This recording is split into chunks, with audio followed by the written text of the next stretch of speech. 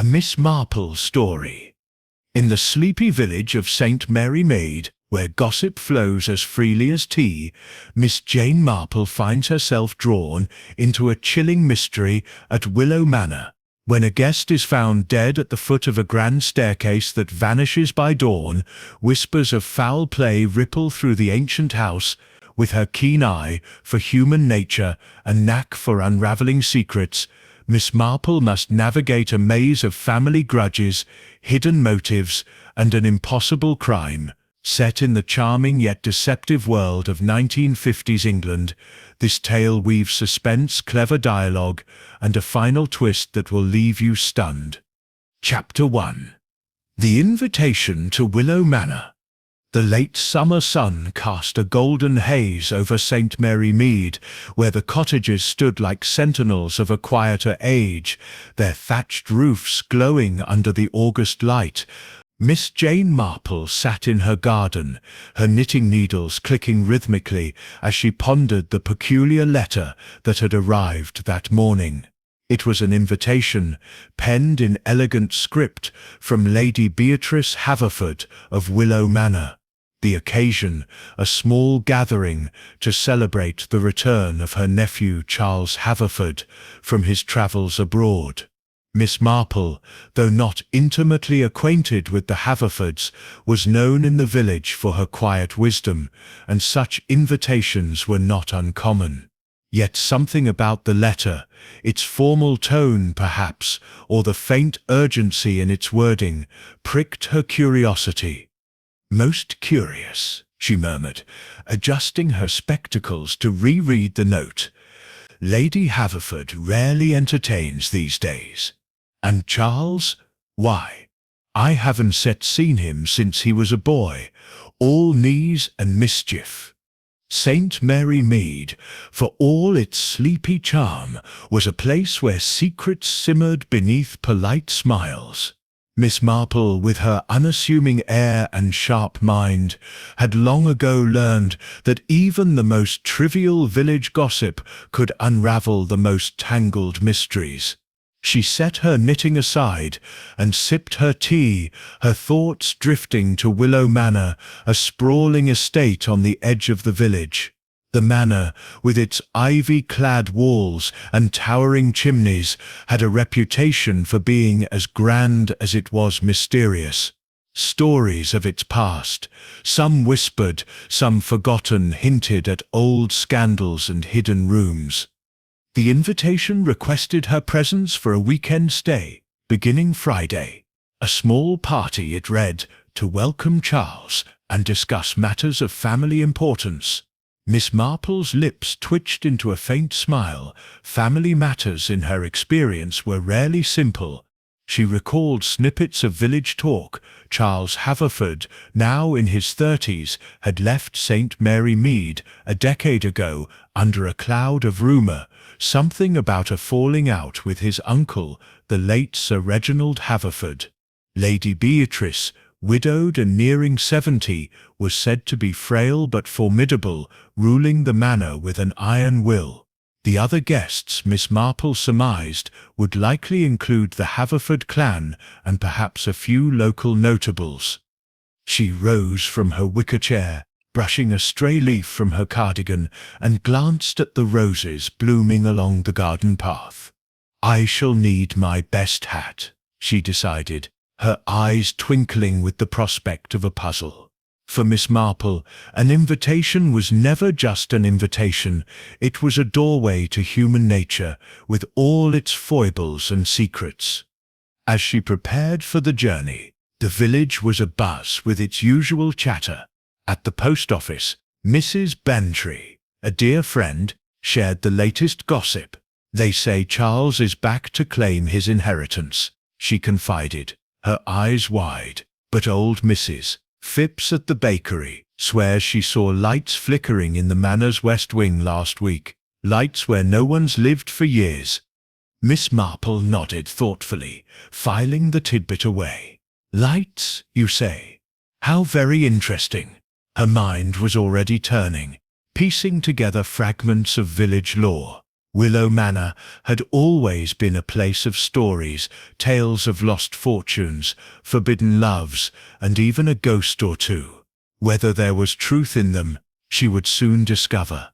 By Friday morning, Miss Marple was ready. Her small suitcase packed with practical dresses and her trusty knitting bag. A car, sent by Lady Beatrice, arrived promptly at 10, driven by a young man with a nervous smile. "Miss Marple," esteemed Tom, the manor sits driver. "Her ladyship sits, expecting you." The drive to Willow Manor was short but scenic, winding through lanes lined with hedgerows and ancient oaks. As the car approached the estate, Miss Marple caught her first glimpse of the manor, a Jacobean pile of weathered stone, its windows glinting like watchful eyes. The grand entrance, flanked by stone lions, hinted at faded opulence, but it was the staircase, visible through the open doors as the car pulled up, that caught her attention, a sweeping oak-panelled marvel that seemed to dominate the hall. "Quite a staircase," she remarked to Tom, who nodded eagerly. "Oh, yes, miss. It's been there since the manor was built. They say leads all the way to the top floor. Mind you, it creaks something awful." Miss Marple smiled faintly, her mind already cataloguing the details, the staircase, the lights, the rumours. As she stepped out of the car, a breeze stirred the ivy, and she felt a prickle of anticipation. Something was amiss at Willow Manor. She was certain of it. And she, Jane Marple, would find out what. What did you think of the mysterious invitation to Willow Manor? Where are you reading this story from? Your cozy home, a bustling cafe, or perhaps a quiet village like St. Mary Mead? Share your location in the comments below, and let us know what you're expecting from Miss Marple's latest adventure. Don't forget to subscribe to the channel for the next chapter and more thrilling tales. Chapter 2. Arrival at the Manor. The heavy oak doors of Willow Manor swung open, and Miss Jane Marple stepped into the entrance hall, her sensible shoes tapping softly on the polished flagstones. The air carried the faint scent of beeswax and old wood, mingling with the mustiness of a house that had seen too many winters. The grand staircase loomed before her, its dark banisters gleaming under the chandelier's dim light. Each step was wide and worn, the wood etched with the passage of countless feet. Miss Marple noted its steep incline and the way it curved gracefully toward the upper floors, as if beckoning visitors into the manor's secrets. Lady Beatrice Haverford awaited her at the foot of the stairs, her posture erect despite her years. She was a striking figure, her silver hair swept into a tight chignon, her navy dress adorned with a single pearl brooch. Her eyes, sharp and assessing, softened only slightly as she extended a hand. "Miss Marple, how kind of you to come," she said, her voice crisp but warm. "I trust the journey was pleasant." "Quite pleasant, thank you," Miss Marple replied, her smile polite but observant. She noted the faint tremor in Lady Beatrice's hand, and the way her gaze flickered toward the staircase, as if it held some unspoken weight. The hall buzzed with the arrival of other guests, their voices echoing off the high ceilings. Miss Marple took stock of them, her eyes missing nothing. There was Charles Haverford, the returning nephew, a tall man with sun-browned skin and a charming smile that didn't quite reach his eyes. He greeted his aunt with a theatrical bow, but Miss Marple caught the tightness in his jaw when Lady Beatrice mentioned family matters. Beside him stood Evelyn Haverford, Charles's younger sister, a pale woman in her late 20s, whose nervous fingers twisted a lace handkerchief. Her eyes darted about, as if searching for an escape. "Charles, Evelyn, do behave like civilized people," Lady Beatrice said. her tone edged with exasperation. "We have guests." "Oh, we're all family here, aren't we?" Charles replied lightly, though his glance at Evelyn held a hint of challenge. Miss Marple filed this away, her mind already weaving connections. The other guests were a curious mix. Dr. Harold Grayson, the village physician, was a stout man with a booming laugh and a penchant for interrupting.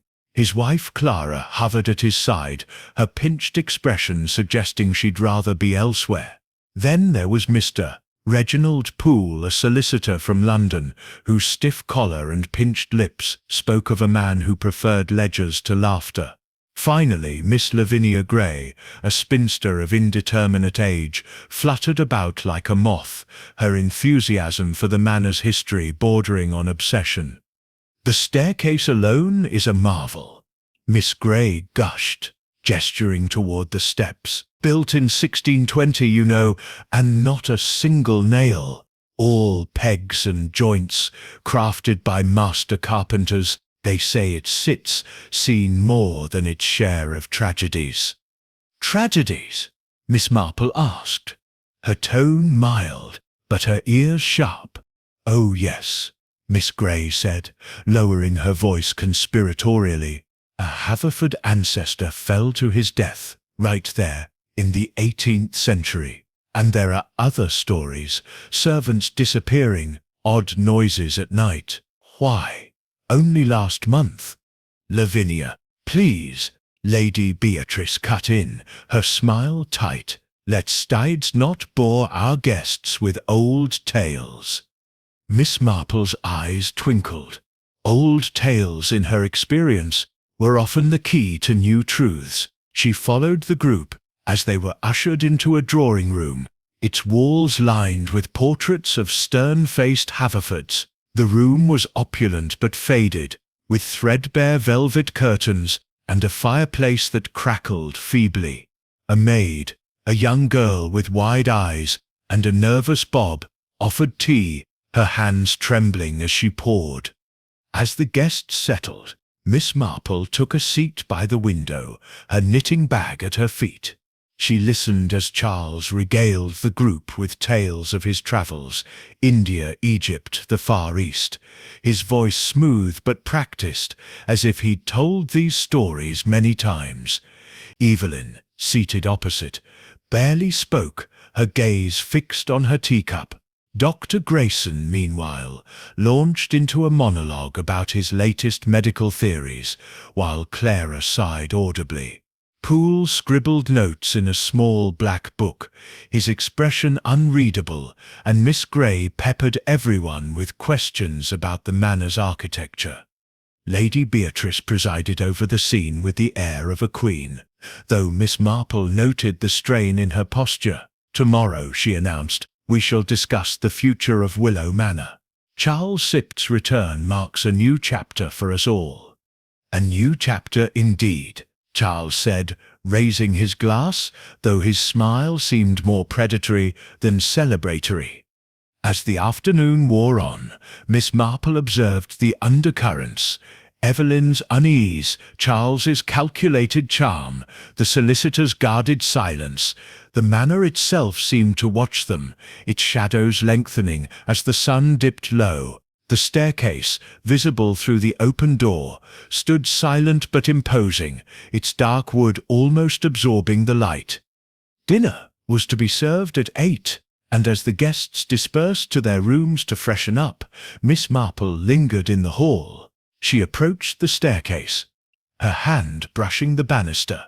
It was smooth but cold, and she noted a faint scuff mark on the third step, as if someone had stumbled. "Curious," she murmured, her mind already turning. Upstairs, the corridor stretched long and dim, lined with heavy doors and faded tapestries. In Miss Marple's room was modest but comfortable, with a view of the gardens and the distant hills. As she unpacked, she heard a faint creak from the hall, a footstep perhaps, or the manor settling. She paused, listening, but all was quiet. Something was brewing at Willow Manor. she was certain, and that staircase, so grand and yet so ominous, held the key. Chapter 3. The Grand Staircase. The dining room at Willow Manor was a study in faded grandeur, its long mahogany table gleaming under a chandelier that flickered with the weight of too many years. Miss Jane Marple sat near the head of the table, her eyes quietly taking in the scene as the guests gathered for dinner. The clink of silverware and the low hum of conversation filled the air, but beneath it all, she sensed a tension like a tightly wound spring waiting to snap. Lady Beatrice presided with her usual dignity, directing the conversation toward neutral topics, the weather, the state of the village church, but Miss Marple noted how her hands gripped the arms of her chair whenever Charles spoke. Charles himself was in high spirits, recounting a tale of a tiger hunt in India with such flair that Dr. Grayson laughed heartily, while Clara rolled her eyes.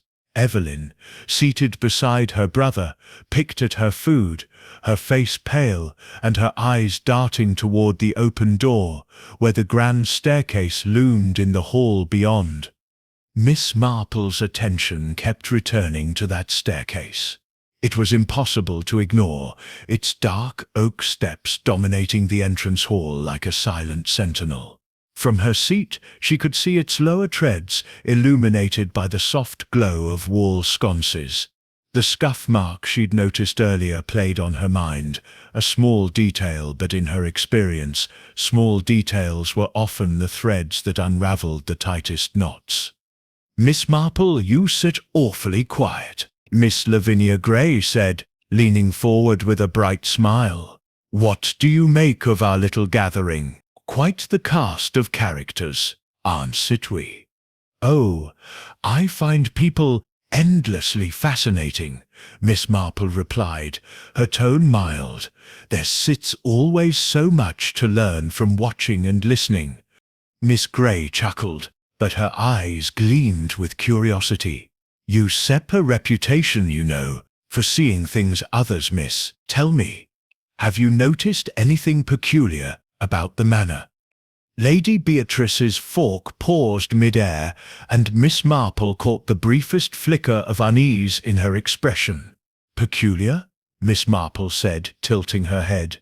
"Why, only what one expects in an old house like this, creaks, shadows and stories. That staircase, for instance, is quite remarkable. It's cuffed T2. Remarkable. Yes." Miss Gray seized the topic eagerly. "Did you know it's said to be cursed? A Haverford fell to his death there in 1763, pushed, some say, though no one was ever charged. And there are other tales. Servants vanishing, strange noises at night. Why, I've half a mind to write a book about it." "Lavinia, really?" Lady Beatrice said sharply. "You so frightened poor Evelyn." Evelyn Sitt's head snapped up, her voice barely above a whisper. "I stap not frightened, Aunt Beatrice. It sits just. Old houses can be unsettling." "Nonsense," Charles said, leaning back in his chair with a grin. "It sets all atmosphere, gives the place character. Don't set you agree, Mr. Poole?" The solicitor, Reginald Poole, looked up from his plate, his expression as dour as ever. "I prefer facts to fancies, Mr. Haverford. Old houses are merely wood and stone, prone to draughts and decay." Miss Marple smiled faintly, noting the way Poole's fingers tightened around his knife. A man of facts, perhaps, but not without his own secrets, she thought. She turned her attention back to the staircase, visible through the doorway. The light seemed to play tricks on it, casting shadows that danced along the banisters. She made a mental note to examine it more closely later. As the meal progressed, the conversation grew strained. Dr. Grayson launched into a lecture on the virtues of modern medicine, while Clara murmured something about returning to London. Charles teased Evelyn about her quietness, earning a sharp look from Lady Beatrice. Miss Marple listened, her knitting needles clicking softly in her lap, her mind cataloguing every glance, every pause. After dessert, Lady Beatrice rose, signalling the end of the meal. "Shall we retire to the drawing-room for coffee?" she suggested, her tone leaving no room for dissent. The guests followed, but Miss Marple lingered, her eyes drawn once more to the staircase. "May I take a closer look?" she asked Lady Beatrice, gesturing toward the hall. "I'm rather fond of old architecture." "Of course," Lady Beatrice said, though her smile was tight, "but mind the steps, they stir dreadfully steep." Miss Marple approached the staircase, her hand brushing the banister. The wood was smooth, almost slick, and she noted the faint creak of the third step as she tested it with her foot. The scuff mark was still there, a smudge of white against the dark oak. She crouched slightly, peering at it, and noticed something else, a tiny splinter of wood, barely visible, caught in the grain. It was fresh, as if something had scraped the step recently. "Careful, Miss Marple," Charles called from the drawing-room doorway, his tone jovial, but his eyes sharp. "That old thing's seen enough accidents." "Indeed," Miss Marple replied, straightening up. "It sets a wonder it stood so long without incident." She returned to the drawing-room, but her thoughts remained on the staircase. Something about it felt wrong, though she couldn't yet say what. As coffee was served, she watched the guests, noting Charles's easy charm, Evelyn's nervous glances, and Poole's guarded silence. Lady Beatrice, too, seemed on edge, her gaze flitting to the hall every so often. The evening wore on, and as the clock struck 10, Miss Marple excused herself, claiming fatigue. In truth, she wanted a moment alone to think.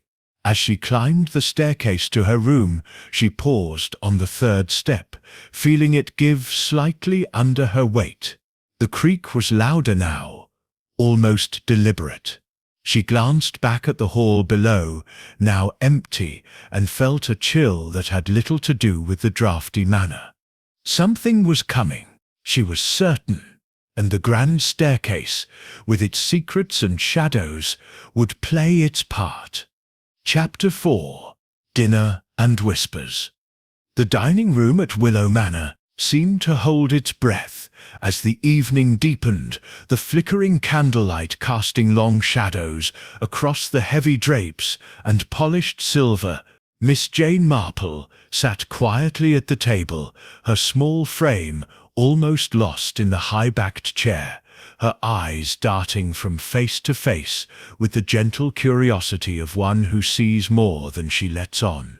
The table was set with exquisite care, bone china plates, crystal goblets, and a centerpiece of late summer roses that filled the air with a faint sweet perfume. Yet beneath the elegance there was an undercurrent of unease, as if the very walls of the manor were listening. Lady Beatrice Haverford, at the head of the table, maintained an air of impeccable composure, though Miss Marple noted the way her fingers tightened around her wineglass when Charles spoke. Charles, seated to her right, was in fine form, his voice carrying the easy confidence of a man accustomed to charming his way through life. He was midway through a story about a bazaar in Cairo, his hands gesturing animatedly as he described a near escape from a pickpocket. "And there I was," he said, grinning, chasing the blighter through a maze of stalls, only to find he'd swapped my wallet for a bag of dates. Dr. Harold Grayson roared with laughter, his jowls shaking. "Dates? Oh, that's rich, Haverford. You always were a magnet for trouble." His wife Clara offered a tight smile, her fork scraping her plate with unnecessary force. Miss Marple observed Clara's pinched expression, noting the way her eyes flicked toward Charles with something akin to resentment. A woman who dislikes being outshone, Miss Marple thought, filing the observation away. Evelyn Haverford, seated across from Miss Marple, was a study in contrasts to her brother. Her pale hands fidgeted with her napkin, folding and unfolding it as if it held the answers to her unease. She barely touched her food, her eyes darting to the doorway, where the grand staircase stood in silent vigil. Miss Marple followed her gaze, noting how the staircase's dark oak seemed to absorb the light, its curves both inviting and foreboding. The scuff mark on the third step, the splinter she'd noticed earlier, these details nagged at her, like a loose stitch in a carefully knit scarf. Miss Lavinia Gray, ever the enthusiast, broke the silence with a question. Lady Beatrice, do tell us more about the manor's history. I've heard such tales, ghosts, hidden treasures, even a secret passage or two. Her voice was bright, but there was a gleam in her eyes that suggested she relished the discomfort her words caused. Lady Beatrice's smile was thin. Really, Lavinia, you do love your stories. Willow Manor is old, yes, but it's hardly a Gothic novel. The staircase, the portraits, these are merely relics of time, not spectres. Relics can hold secrets, Miss Marple said softly, her tone so gentle it might have been overlooked, but Lady Beatrice's head turned sharply, and for a moment their eyes met. Miss Marple saw a flicker of something, fear perhaps, or defiance, before the older woman looked away. Secrets, indeed, Charles said, leaning back in his chair, his tone teasing. Come now, Aunt Beatrice, you can't deny the manor has its mysteries. Father used to tell us about that old chest in the attic, locked tight since the Civil War, said it held the family's darkest shame. He winked at Evelyn, who flinched as if struck. Charles, that's enough, Evelyn said, her voice barely above a whisper. Father Sid's stories were just stories. Were they? Charles' smile didn't waver, but there was a hardness in his eyes that Miss Marple noted. A man who enjoys stirring the pot, she thought. But to what end? Mr. Reginald Poole, the solicitor, cleared his throat, his voice dry as parchment. I find speculation tiresome, Mr. Haverford. If there sits business to discuss, family matters, as Lady Beatrice mentioned, perhaps we should focus on that. Business can wait, Charles said, waving a hand. It tonight sits for catching up, isn't it? Unless you sit's got some urgent papers to shove under our noses, Poole. Poole's lips pressed into a thin line, and he returned to his meal without comment. Miss Marple watched him closely, noting the way his fingers lingered on his fork, as if restraining some deeper impulse. A man of precision, she thought, but not without passion. As the meal progressed, the conversation ebbed and flowed, punctuated by Dr. Grayson's booming anecdotes and Miss Gray's relentless curiosity. Miss Marple said little, her knitting needles clicking softly in her lap, her ears attuned to the nuances of tone and gesture. She noticed how Evelyn's hands trembled when Charles mentioned their late father, Sir Reginald, and how Lady Beatrice's gaze hardened at the mention of the attic chest. Clara Grayson, meanwhile, seemed to withdraw further with each passing minute, her sighs growing more audible. The young maid, Molly, moved silently around the table, refilling glasses and clearing plates. Miss Marple caught her eye once, noting the girl's pale face and the way she glanced nervously at the staircase each time she passed the doorway. A village girl, Miss Marple thought, likely full of local lore. She made a mental note to speak with her later. As dessert was served, a delicate lemon tart, Lady Beatrice steered the conversation to the village. Miss Marple, "I hear St. Mary Mead is thriving under the new vicar," she said, her tone polite but probing. "You must know all the goings-on." "Oh, I hear a thing or two," Miss Marple replied, her smile demure. "People talk, you know, and one learns to listen. Only the other day, Mrs. Bantry mentioned lights in the Manosept's west wing. Most curious, since it's been empty for years." The table fell silent for a moment, and Miss Marple felt the weight of several pairs of eyes. Lady Beatrice Sister's smile faltered, but she recovered quickly. "Village gossip," she said with a light laugh. "The west wing is locked up tight. Probably just a reflection from the moon." "Probably," Miss Marple agreed, though her tone suggested she wasn't entirely convinced. She glanced at Charles, who was watching his aunt with an unreadable expression, and at Evelyn, whose hands were now clasped so tightly her knuckles were white.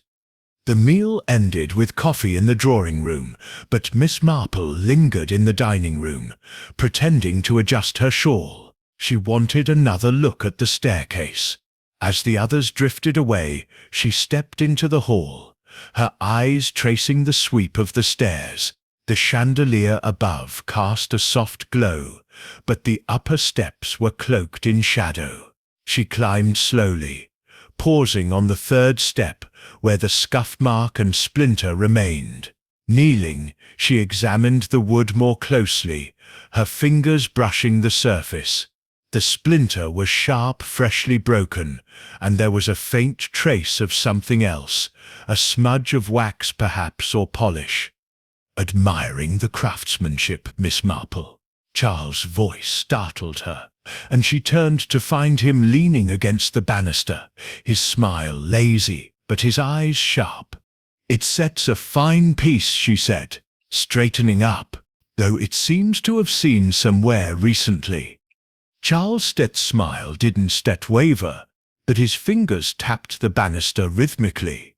"Old houses, old wear. You be surprised how much history these steps hold." "I sits rarely surprised by history," Miss Marple said, her tone mild. "It sits people who surprise me." He laughed, but it was a hollow sound. "You setch an odd one, Miss Marple. I setch'll wager you see more than most."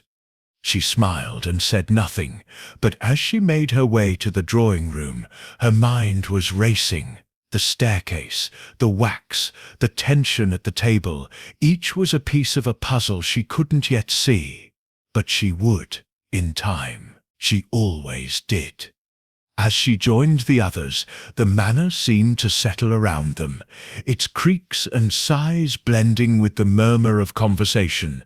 Outside, the wind picked up, rattling the windows, and Miss Marple felt a chill that wasn't entirely due to the draught. Something was stirring at Willow Manor, and it was only a matter of time before it broke free. Chapter 5. The Midnight Scream. The clock in the hall of Willow Manor struck midnight, its deep chimes reverberating through the silent corridors. Miss Jane Marple lay awake in her guest room, the heavy damask curtains drawn against the moonlit night.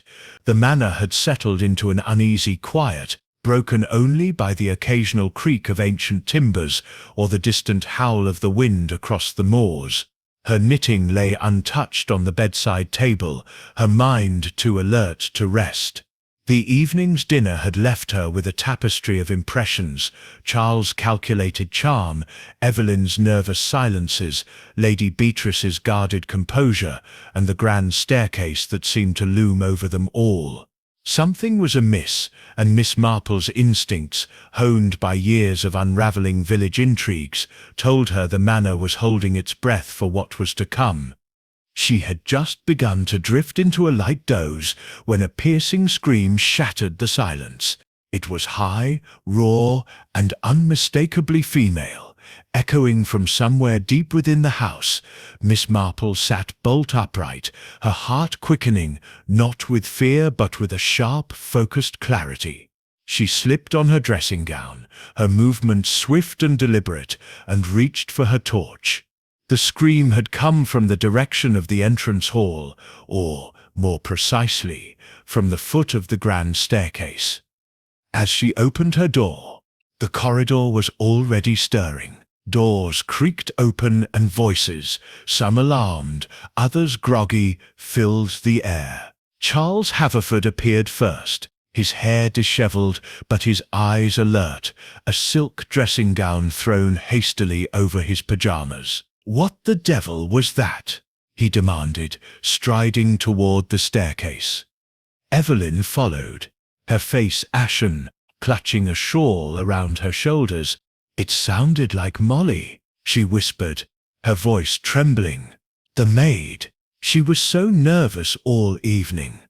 Lady Beatrice emerged next, her nightgown pristine, despite the hour, her expression a mask of controlled alarm. "Stay calm, everyone," she said, though her voice wavered slightly.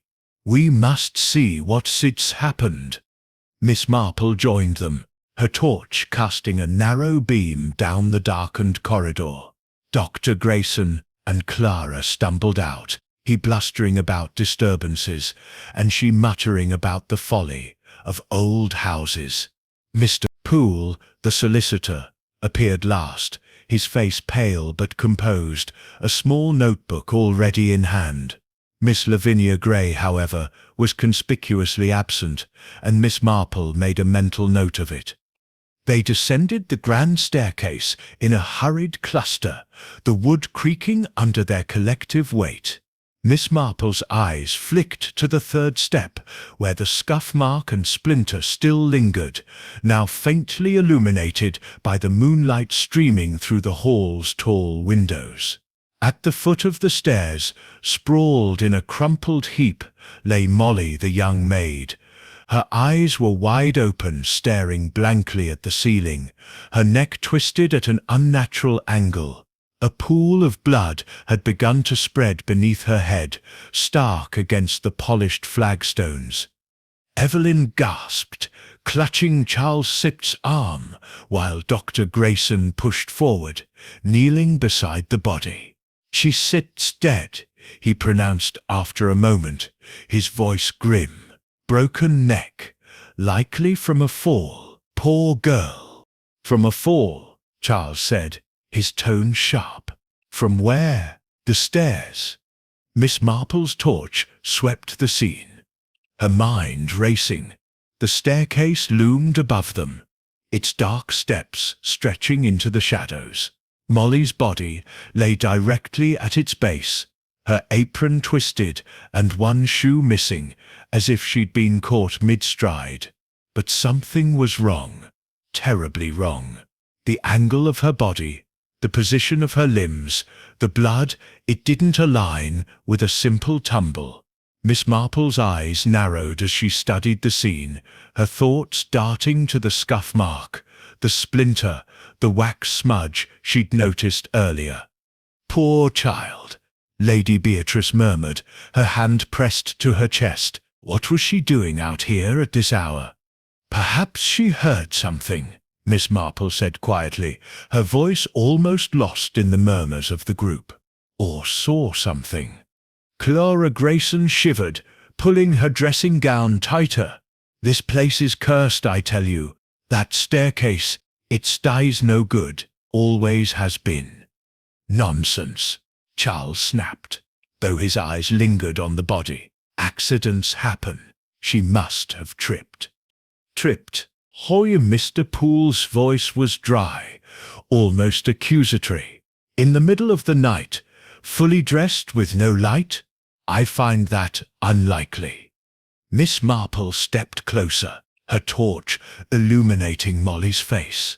The girl's expression was frozen in terror, her mouth slightly open, as if she tried to cry out. Miss Marple noted a faint bruise on her wrist, barely visible beneath the sleeve of her blouse. She knelt, careful not to disturb the scene, and examined the floor.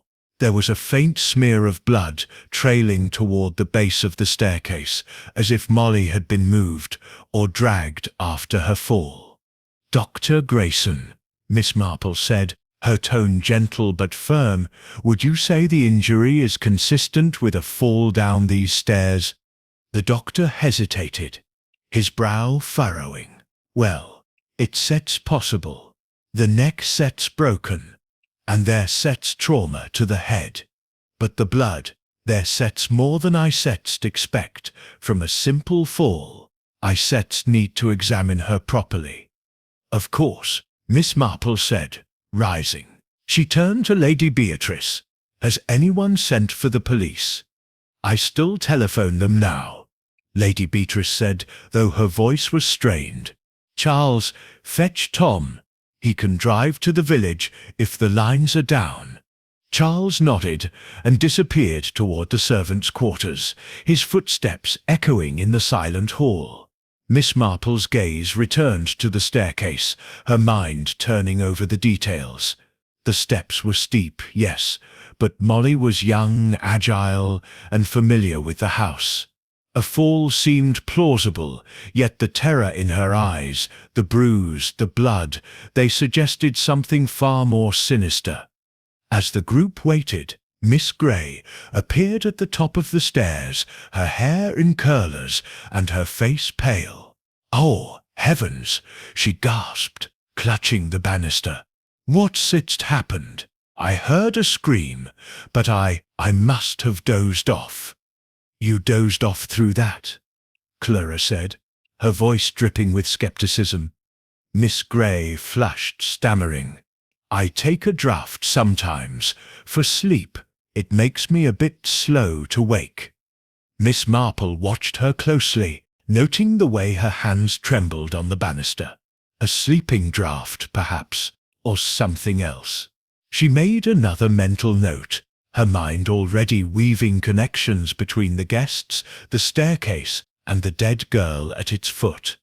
The sound of footsteps announced Charles Sipst's return, accompanied by Tom, the driver, who looked shaken. "The telephone Sip's working," Tom said. "I Sip rung Inspector Craddock. He Sip's on his way." "Good," Lady Beatrice said, her voice regaining some of its authority. "We shall wait in the drawing-room until he arrives. No one is to touch anything."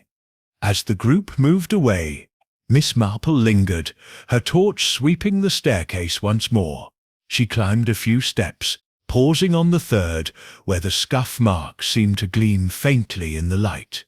She bent down, her fingers brushing the wood, and found another tiny splinter, this one embedded in a crack. It was fresh, like the first, and there was a faint stickiness to the wood, more wax perhaps, or something else entirely. "Miss Marple?" Evelyn Setter's voice was soft, almost pleading, from the base of the stairs.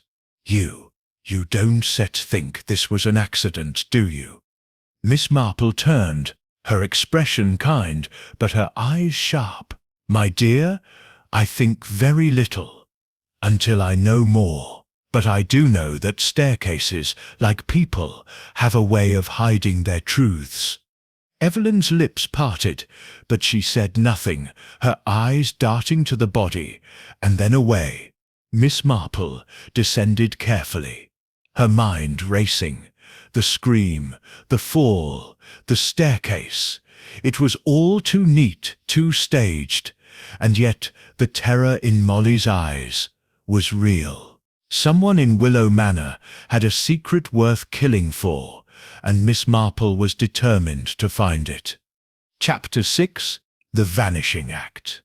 The drawing-room of Willow Manor was a cocoon of unease as the guests huddled around the dying fire, their faces illuminated by its flickering glow. Miss Jane Marple sat in a high-backed armchair, her hands folded over her knitting bag, her eyes quietly observing the strained expressions around her. The clock on the mantel ticked relentlessly, each second stretching the silence that followed Molly's death. The air was thick with unspoken questions, and the grand staircase, just beyond the open door, seemed to cast a shadow over them all. Lady Beatrice maintained her composure, though her fingers betrayed her, twisting the pearl ring on her left hand. Charles paced near the window, his earlier charm replaced by a restless energy, while Evelyn sat rigid on the sofa, her eyes fixed on the floor. "Doctor," Grayson muttered about the tragedy of young lives cut short, his wife Clara nodding absently, her gaze darting to the doorway. Mr. Poole, the solicitor, sat apart, his notebook open but untouched, his face a mask of calculated neutrality. Miss Lavinia Gray, still pale from her late arrival, clutched a handkerchief and murmured about the manor's cursed history, though no one paid her much mind. Miss Marple's thoughts were elsewhere, tethered to the scene in the hall. Molly's body, the bruise on her wrist, the blood smear, the splintered step, each detail was a thread in a tapestry she was only beginning to weave. But it was the staircase itself that gnawed at her. Its imposing presence, the scuff mark, the wax smudge, they hinted at something more than a mere accident. She longed to return to the hall, to examine the steps in the quiet of the night, but propriety demanded she wait for the police. The distant sound of a car engine broke the tension, and soon Inspector Craddock's familiar figure appeared in the doorway, his overcoat damp from the night's drizzle. He was a young man for an inspector, with sharp eyes and a manner that balanced deference with authority. Behind him came a constable, carrying a notebook, and Dr. Haydock, the coroner, whose grim expression suggested he'd seen too many such scenes.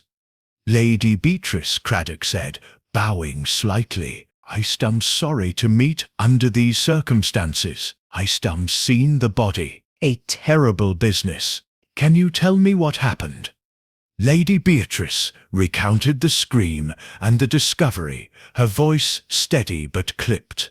The others chimed in with fragments, Evelyn's mention of Molly's nervousness, Charles's insistence it was a tragic fall, Clara's complaints about the manor's gloom.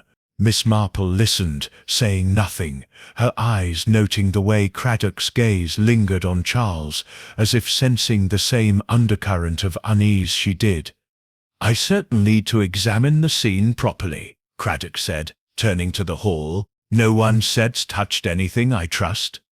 "Not since we found her," Lady Beatrice replied. "We kept to the drawing-room."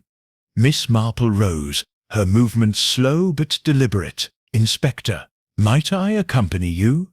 I have a passing interest in such matters." Craddock's lips twitched, a flicker of amusement in his eyes. He knew Miss Marple Stitt's reputation from past cases in St. Mary Mead. "Of course, Miss Marple. Your insights are always welcome." The group moved to the hall, where Molly's body still lay, now covered with a sheet from the linen closet. The constable had set up lanterns, casting harsh light across the flagstones. Miss Marple's eyes went immediately to the staircase, expecting to see its familiar sweep of oak steps rising into the shadows. But what she saw, or rather didn't see, made her breath catch. The staircase was gone. Where the grand staircase had stood, there was now only a blank wall of panelled wood, its grain matching the rest of the hall. No steps, no banister, no trace of the structure that had dominated the manor just hours before. The scuff mark, the splinter, the wax smudge, all had vanished with it. The floor where Molly's body lay seemed untouched, the blood pool undisturbed, but the absence of the staircase was a gaping wound in the reality of the scene. "Good heavens!" Lady Beatrice gasped, her hand flying to her throat. What is this?" Charles swore under his breath, stepping forward as if to touch the wall, then stopping himself. "This is madness. It was here, right here."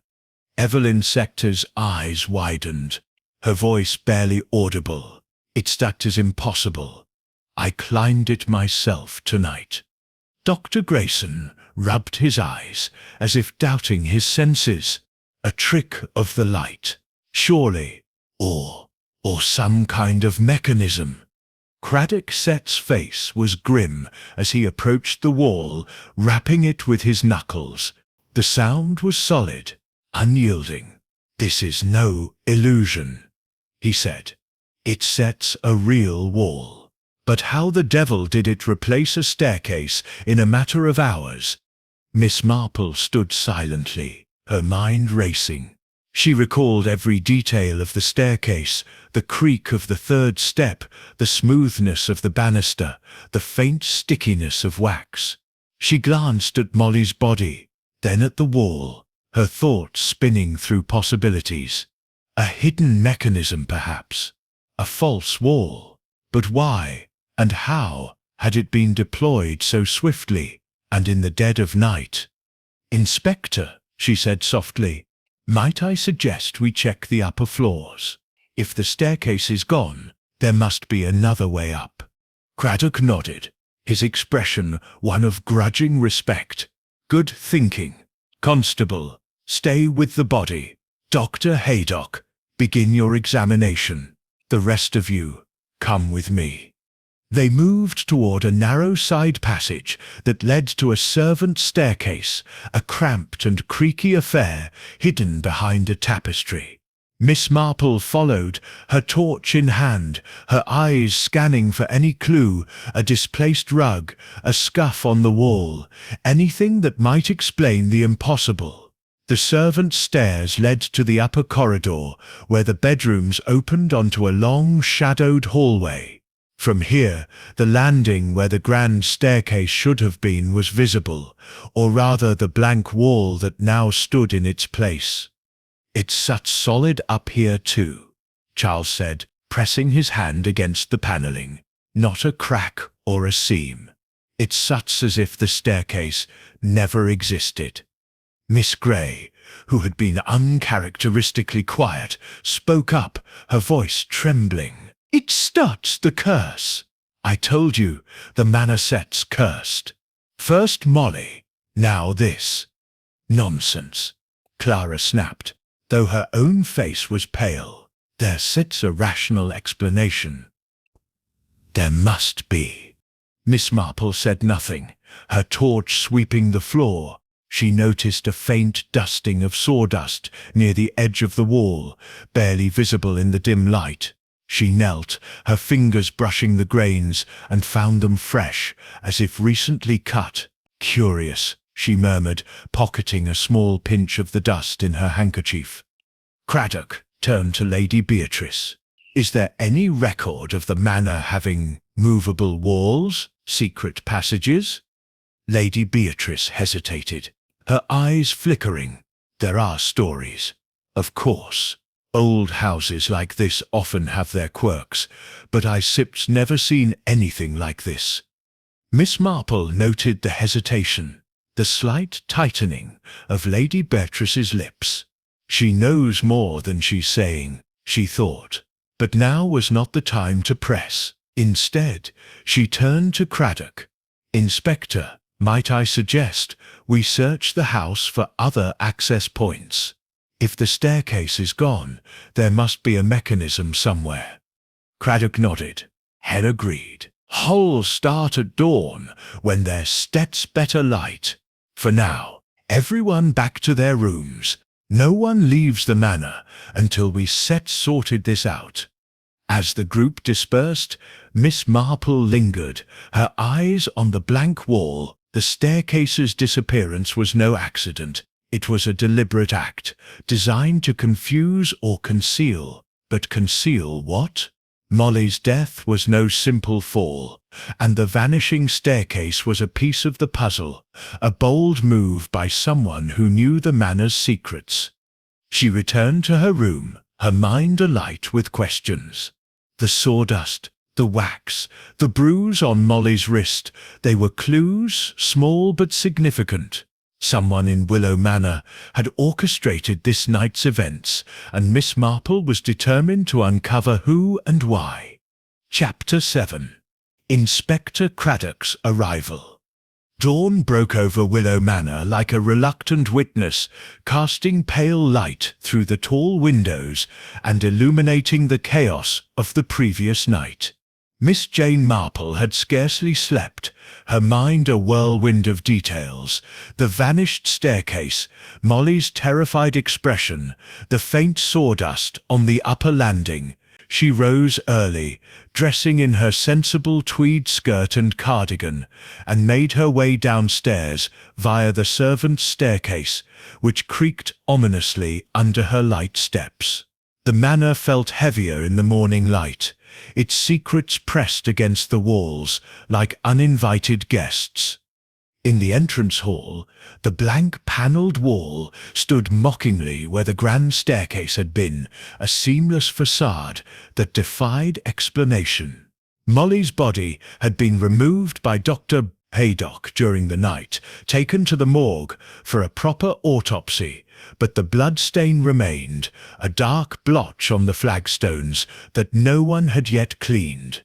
Inspector Derek Craddock was already there, his notebook in hand, directing a pair of constables who were methodically searching the area.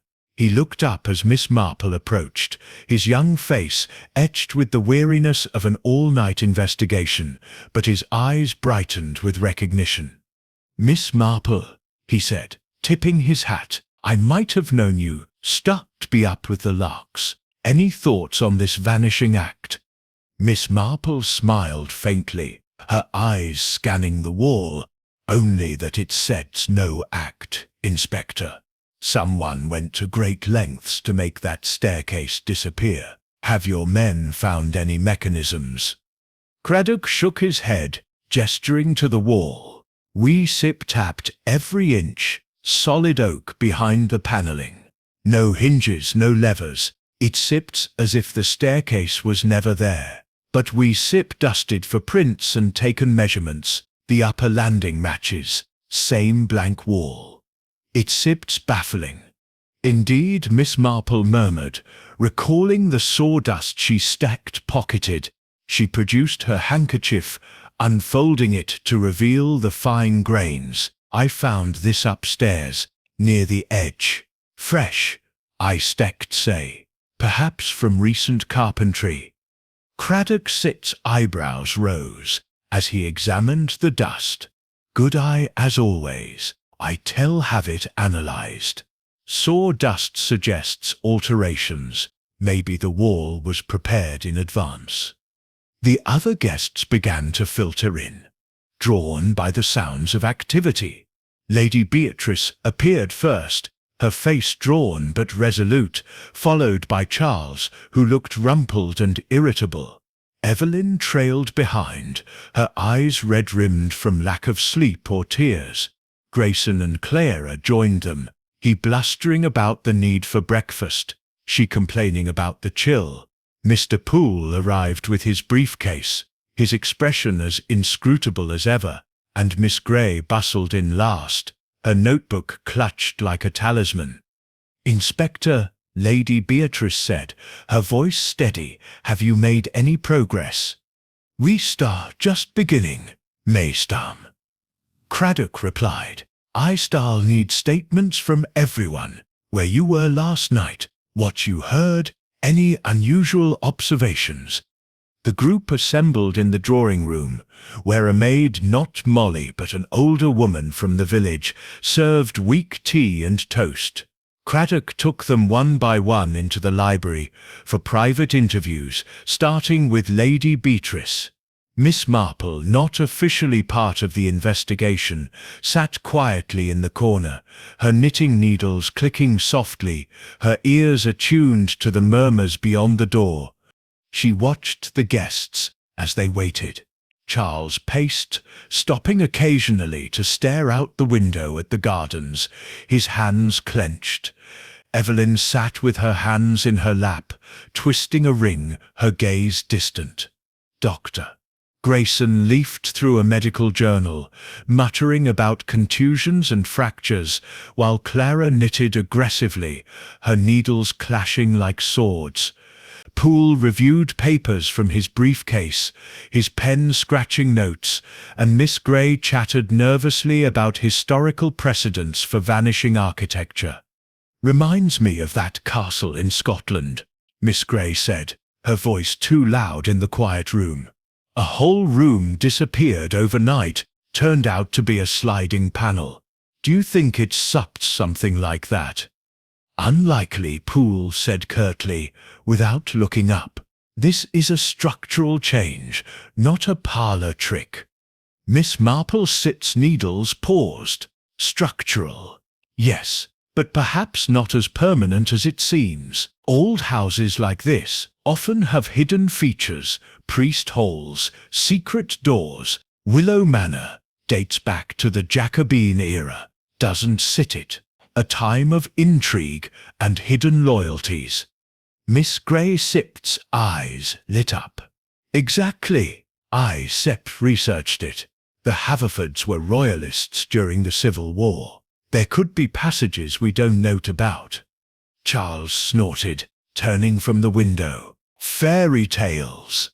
The staircase is gone because someone wanted it gone. Question is, why? And how does it tie to poor Molly?" Evelyn flinched at the mention of the maid Sip's name. She was so frightened yesterday, kept glancing at the staircase like it was going to swallow her. Miss Marple noted Evelyn Stitt's tremor, the way her voice caught fear or guilt. She recalled the bruise on Molly Stitt's wrist, perhaps a sign of struggle. "Did Molly say anything to you, my dear, about why she was afraid?" Evelyn shook her head quickly. Too quickly, Miss Marple thought. "No, nothing. Just nerves, I suppose." The library door opened, and Lady Beatrice emerged, her face pale but composed. "Charles, the inspector wants you next." Charles nodded and went in. His shoulders squared. Miss Marple's mind turned to the interviews. What would each reveal? Lady Beatrice, with her knowledge of the manor, Charles with his travels and motives, Evelyn hiding something behind her quiet demeanour. As the morning wore on, Craddock cycled through the guests. Dr. Grayson went next, emerging red-faced and grumbling about impertinent questions. Clara followed, her interview brief and sharp. Poole was in for longer, his legal mind sparring with Craddock's probes. Miss Gray chattered her way through, no doubt regaling the inspector with historical trivia. Finally, Evelyn was called. She rose hesitantly, glancing at Miss Marple as if seeking reassurance. Miss Marple smiled encouragingly, but her eyes were sharp. Inside the library, she imagined Craddock's gentle but insistent questions. "Where were you at midnight? Did you hear anything before the scream? What was your relationship with Molly?"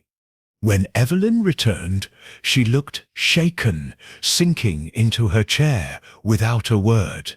Miss Marple leaned forward slightly. "Trying times, my dear. But the truth has a way of surfacing." Evelyn Seck's eyes met hers, wide and pleading. "I hope so, Miss Marple. I truly do." Craddock emerged last, addressing the group. "Thank you all. We've established a timeline. The scream at midnight. Discovery shortly after.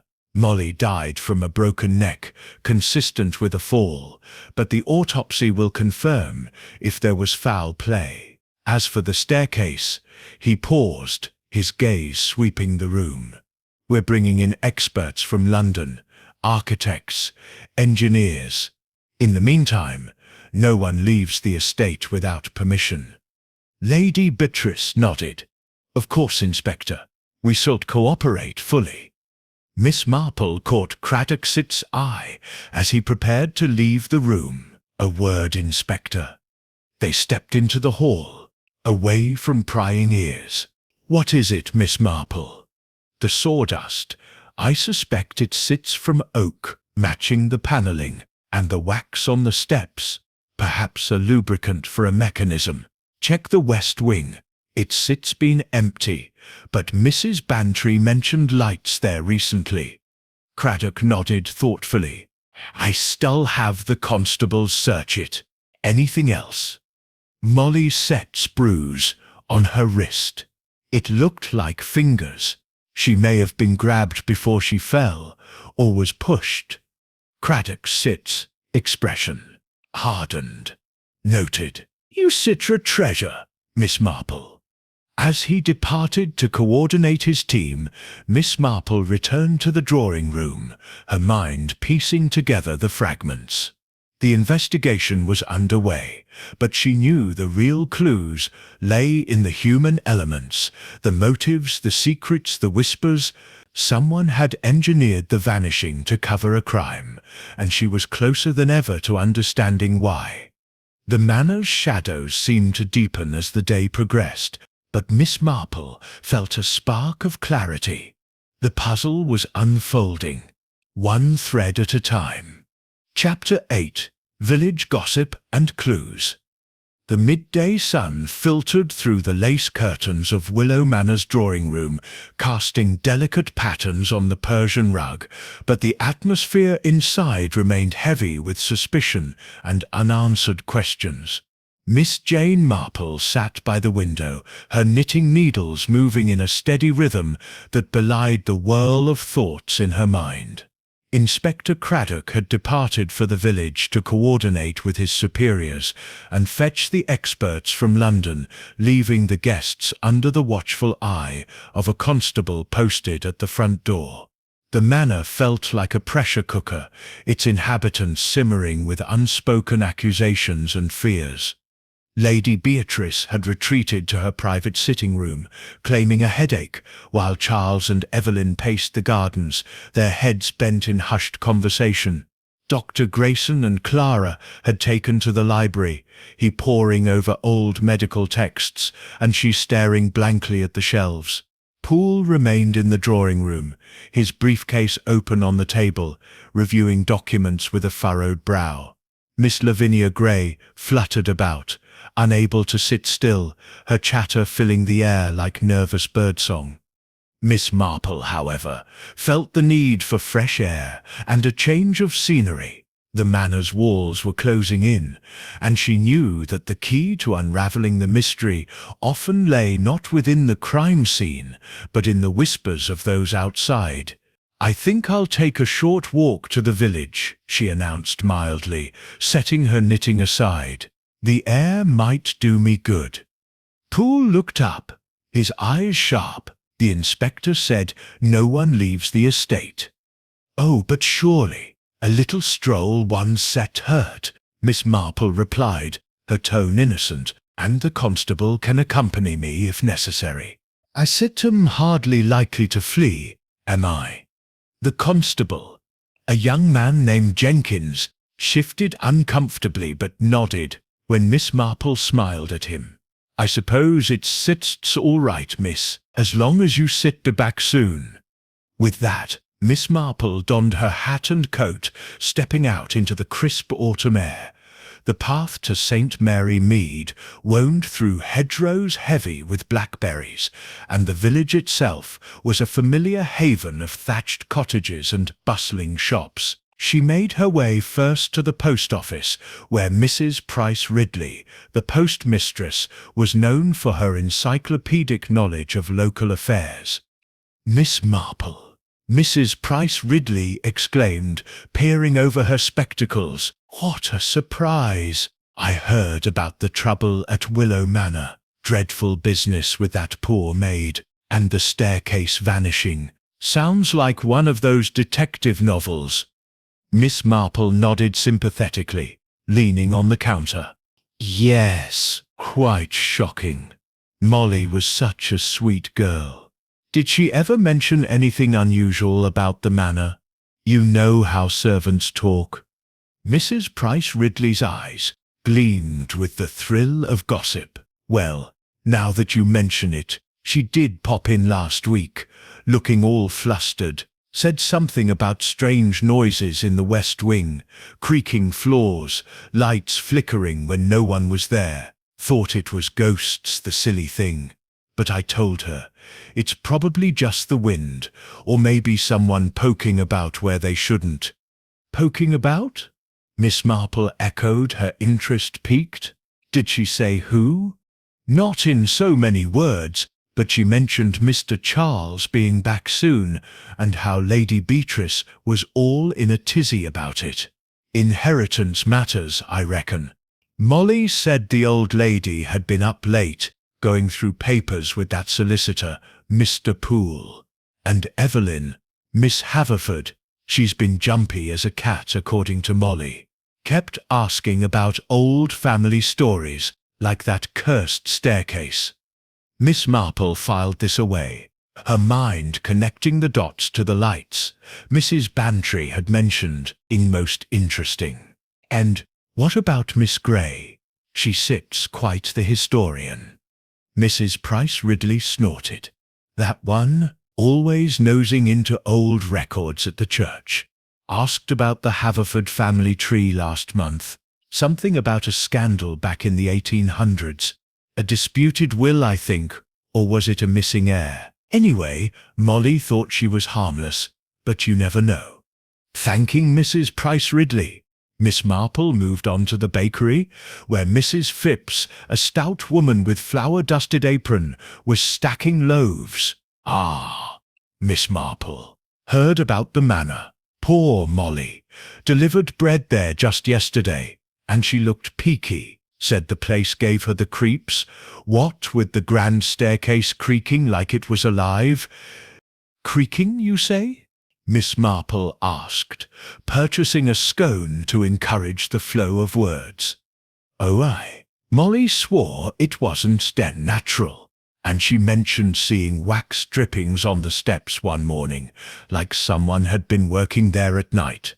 Thought it was for polishing, but who polishes stairs in the dark?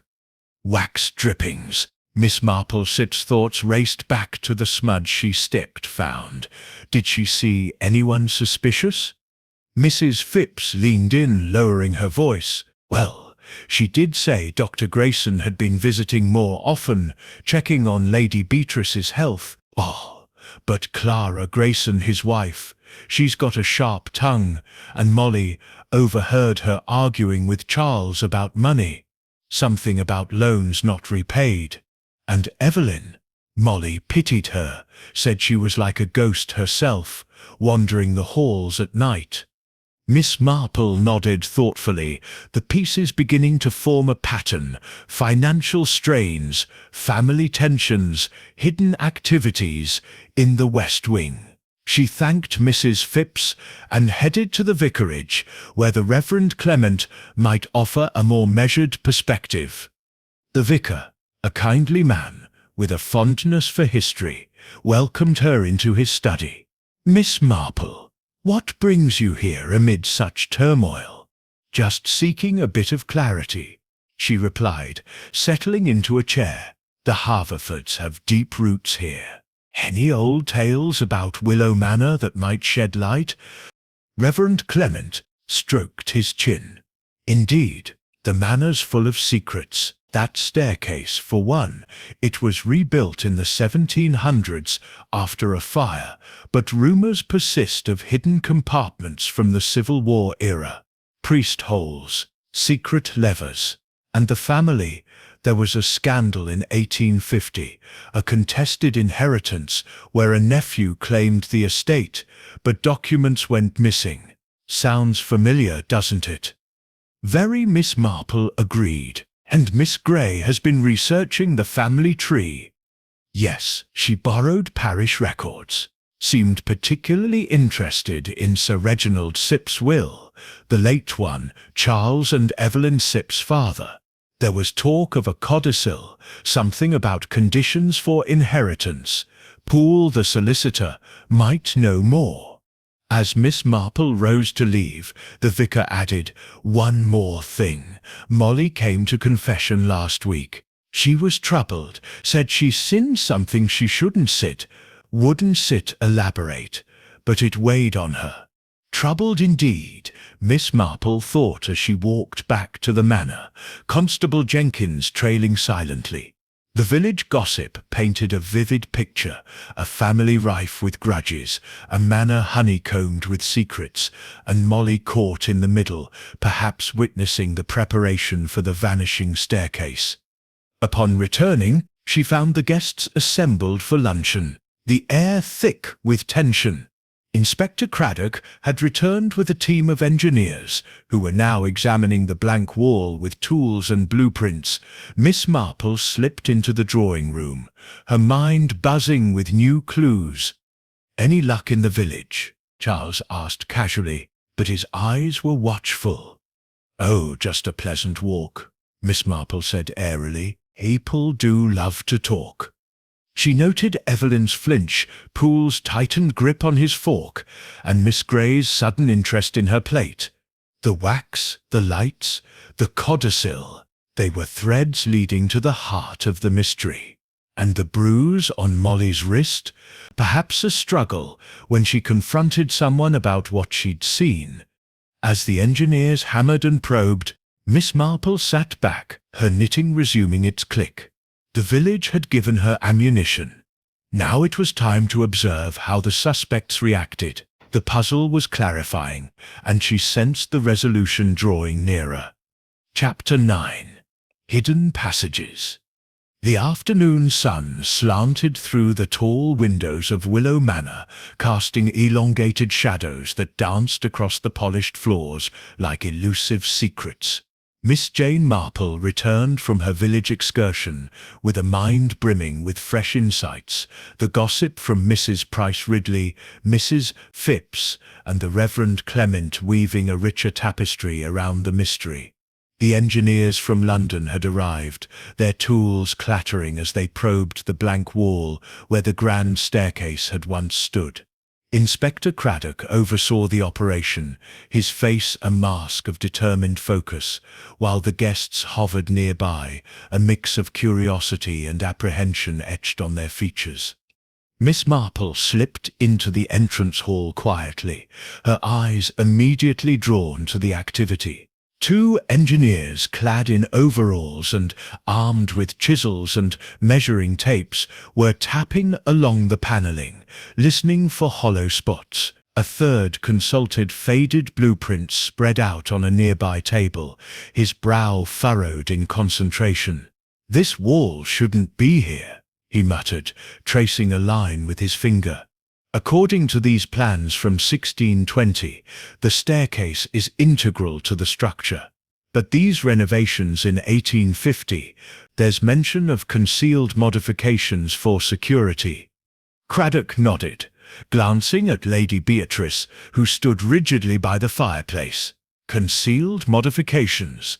Care to elaborate, Lady Haverford?" Lady Beatrice's lips thinned, her hands clasped tightly in front of her. "The manor has a history, Inspector.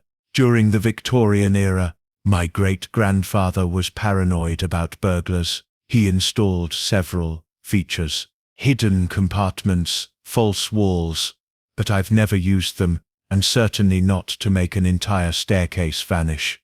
Miss Marple stepped closer, her voice soft but probing. "Features, you say? Perhaps we should explore them. Old houses like this often have more than meets the eye." The engineer looked up from the blueprints. "She's right. Look here, there's a notation for a priest hole in the west wing and possible passages linking the floors. If the staircase was designed to retract or slide away, it could be operated from a hidden lever."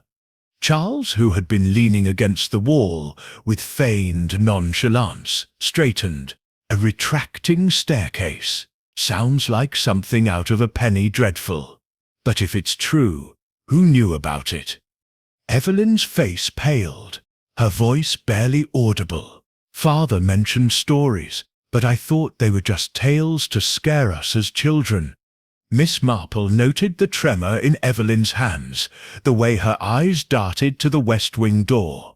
The village gossip about lights there, Molly's fears, it all pointed westward. Inspector, perhaps a search of the West Wing is in order. Mrs. Bantry mentioned lights, and Molly heard noises. It might hold the key to the mechanism. Craddock considered this, then nodded. Agreed, we'll start there. Lady Beatrice, if you'd lead the way. Lady Beatrice hesitated, her gaze flickering to Poole, who gave a subtle nod. Very well, she said, retrieving a key from her pocket. It's been locked for years, dusty and unused. The group followed her down a dim corridor, the air growing cooler and mustier as they approached the West Wing. The door creaked open, revealing a labyrinth of abandoned rooms, furniture shrouded in dust sheets, faded wallpapers peeling at the edges, and the faint scent of mildew. Cobwebs draped the chandeliers like ghostly veils, and the floorboards groaned underfoot. Spread out, Craddock instructed the engineers and constable. Look for livers, panels, anything unusual. Miss Marple moved methodically, her torch sweeping the shadows.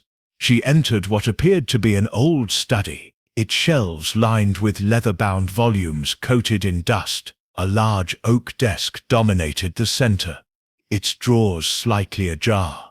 She pulled one open gently, finding yellowed papers and an old inkwell. But in the back, her fingers brushed something metallic, a small key, ornate and rusted. Curious, she murmured, pocketing it discreetly.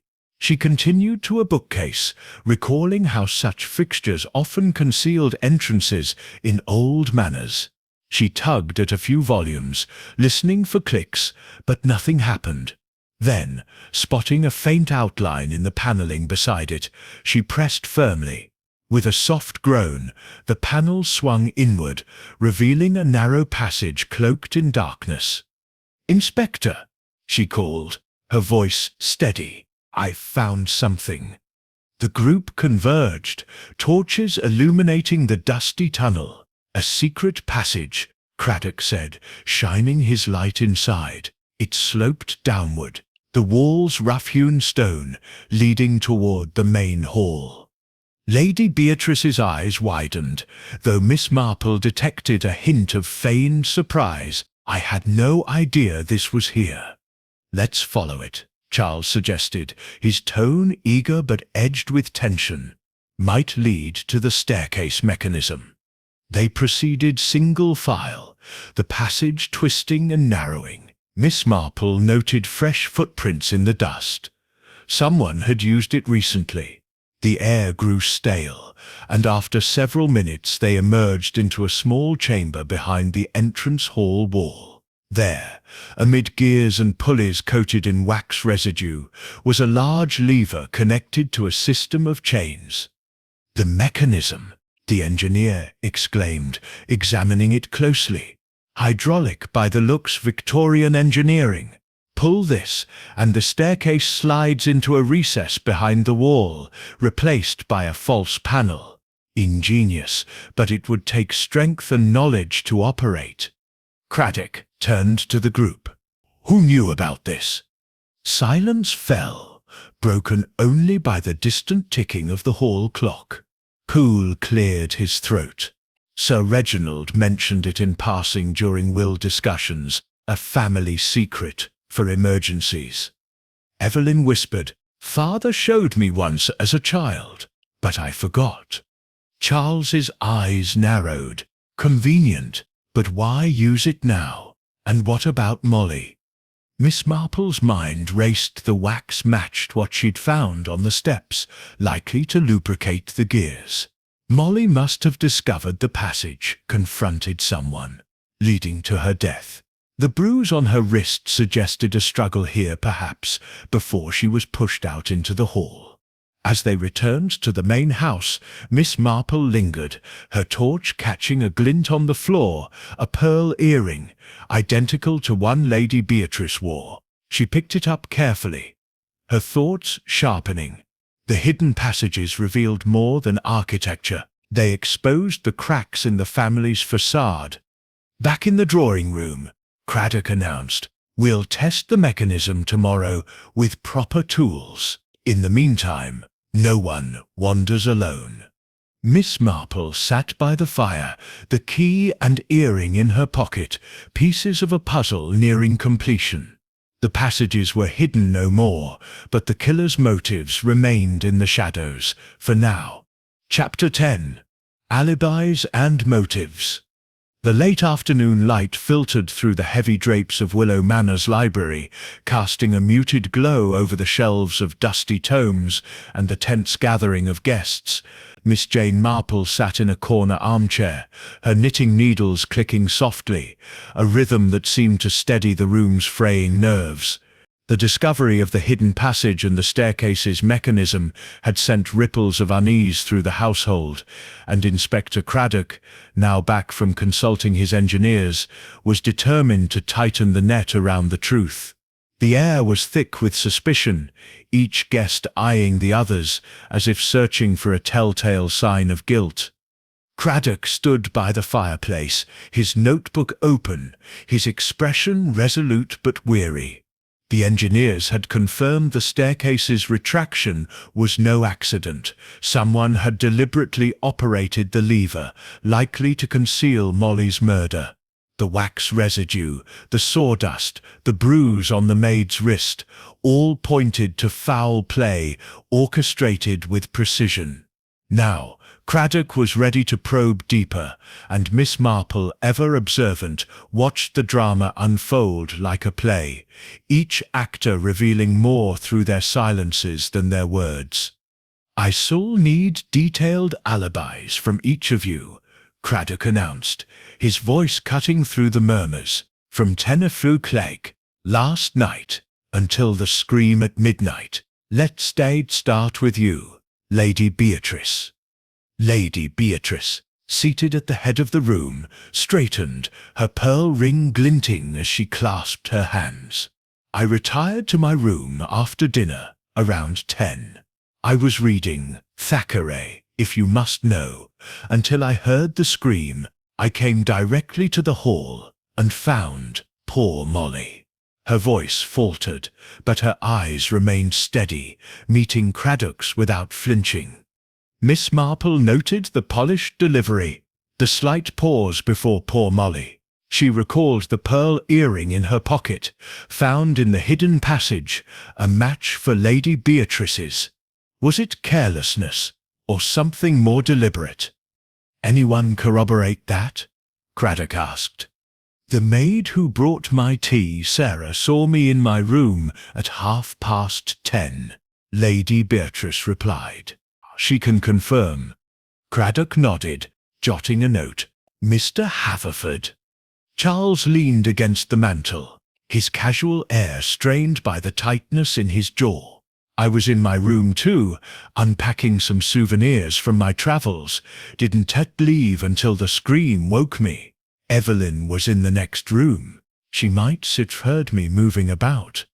Evelyn Sett's head snapped up, her eyes wide. "I didn't hear anything specific. I was trying to sleep, but I was restless. I heard Charles Sipp's door creak around 11, I think, but I can be sure." Miss Marple's needles paused. A creak at 11, yet Charles claimed he hadn't left his room. She glanced at Evelyn, whose hands twisted her handkerchief, betraying her nerves. Was she protecting her brother, or hiding her own movements? "Miss Haverford," Craddock said, turning to Evelyn. "Your turn." Evelyn Sector's voice was barely audible. "I was in my room, as I said. I couldn't sleep. Old houses make me nervous. I heard the scream and ran out. That's all." "You didn't hear anything else?" "Footsteps, voices?" Craddock pressed. "No," she said quickly, then hesitated. "Well, maybe footsteps in the corridor earlier, but it sets an old house, always creaking." Miss Marple's eyes narrowed. Evelyn's vagueness was telling, as was her reluctance to meet anyone's gaze. The bruise on Molly's wrist flashed in her mind. Had Evelyn seen something she feared to admit? Dr. Grayson went next, his bluster subdued. Clara and I retired at 10. I was reading medical journals, and she was knitting. We heard nothing until the scream. Shocking business. Clara nodded curtly. As he says, I don't sleep well in strange beds, but I heard nothing unusual. Miss Marple noted Clara's clipped tone, the way her eyes flicked to Charles when he spoke. Village gossip had mentioned an argument about unpaid loans. Could that be a motive? And Dr. Grayson's frequent visits to the manor, supposedly for Lady Beatrice's health, raised questions. Had he been checking more than her pulse? Mr. Poulset's alibi was as precise as his demeanour. I was in my room reviewing documents for the family meeting. I heard no disturbances until the scream, at which point I joined the others in the hall. His calm was almost too perfect, Miss Marple thought, recalling the Reverend's mention of a codicil to Sir Reginald's will. Poole's role as solicitor gave him access to sensitive information, perhaps too sensitive. Miss Lavinia Gray, last to speak, was a flurry of nerves. I took my sleeping draught at 9:30 and was out like a light. Didn't hear a thing until I woke to the commotion. I set him a heavy sleeper with my draught, you see. Convenient, Clara muttered, earning a sharp look from Miss Gray. Craddock closed his notebook, his eyes sweeping the room. Right. We still verify these with the staff. Now, motives. Molly was a maid, young, local. Any reason someone might want her dead? Silence fell, heavy and accusing. Charles broke it, his tone sharp. She was nosy, wasn't she? Always hovering, listening. Maybe she heard something she shouldn't sit. Like what? Craddock asked, his gaze steady. Charles shrugged, but his eyes flicked to Poole. Family business. The will, the inheritance. People get touchy about money. Evelyn gasped softly. Charles, that's unfair. Molly was kind. She wouldn't pry. Wouldn't stish, Charles countered. She was always near the library when Poole and Aunt Beatrice were talking, and she asked me odd questions about my travels, seemed curious about the manuscript's history. Miss Marple's mind raced. Molly's confession to the vicar. She'd seen something she shouldn't. Perhaps the passage, or the lever's operation. The wax on the steps, the sawdust, signs of preparation. Someone had caught her, silenced her, and used the staircase's vanishing act to muddy the waters. Money is a powerful motive, Miss Marple said softly, her voice cutting through the tension, but so is fear. Fear of exposure, perhaps, or revenge. All eyes turned to her, some wary, some curious. Lady Beatrice Sip's fingers froze on her ring, and Poole Sip's pen stilled. Miss Marple continued, her tone gentle but pointed. Molly was frightened, the villagers said. She saw lights, heard noises. Perhaps she stumbled on a secret, someone Sip's secret. Craddock nodded, catching her drift. We still dig into her movements. Any of you recall her acting strangely? Miss Gray spoke up, her voice hesitant.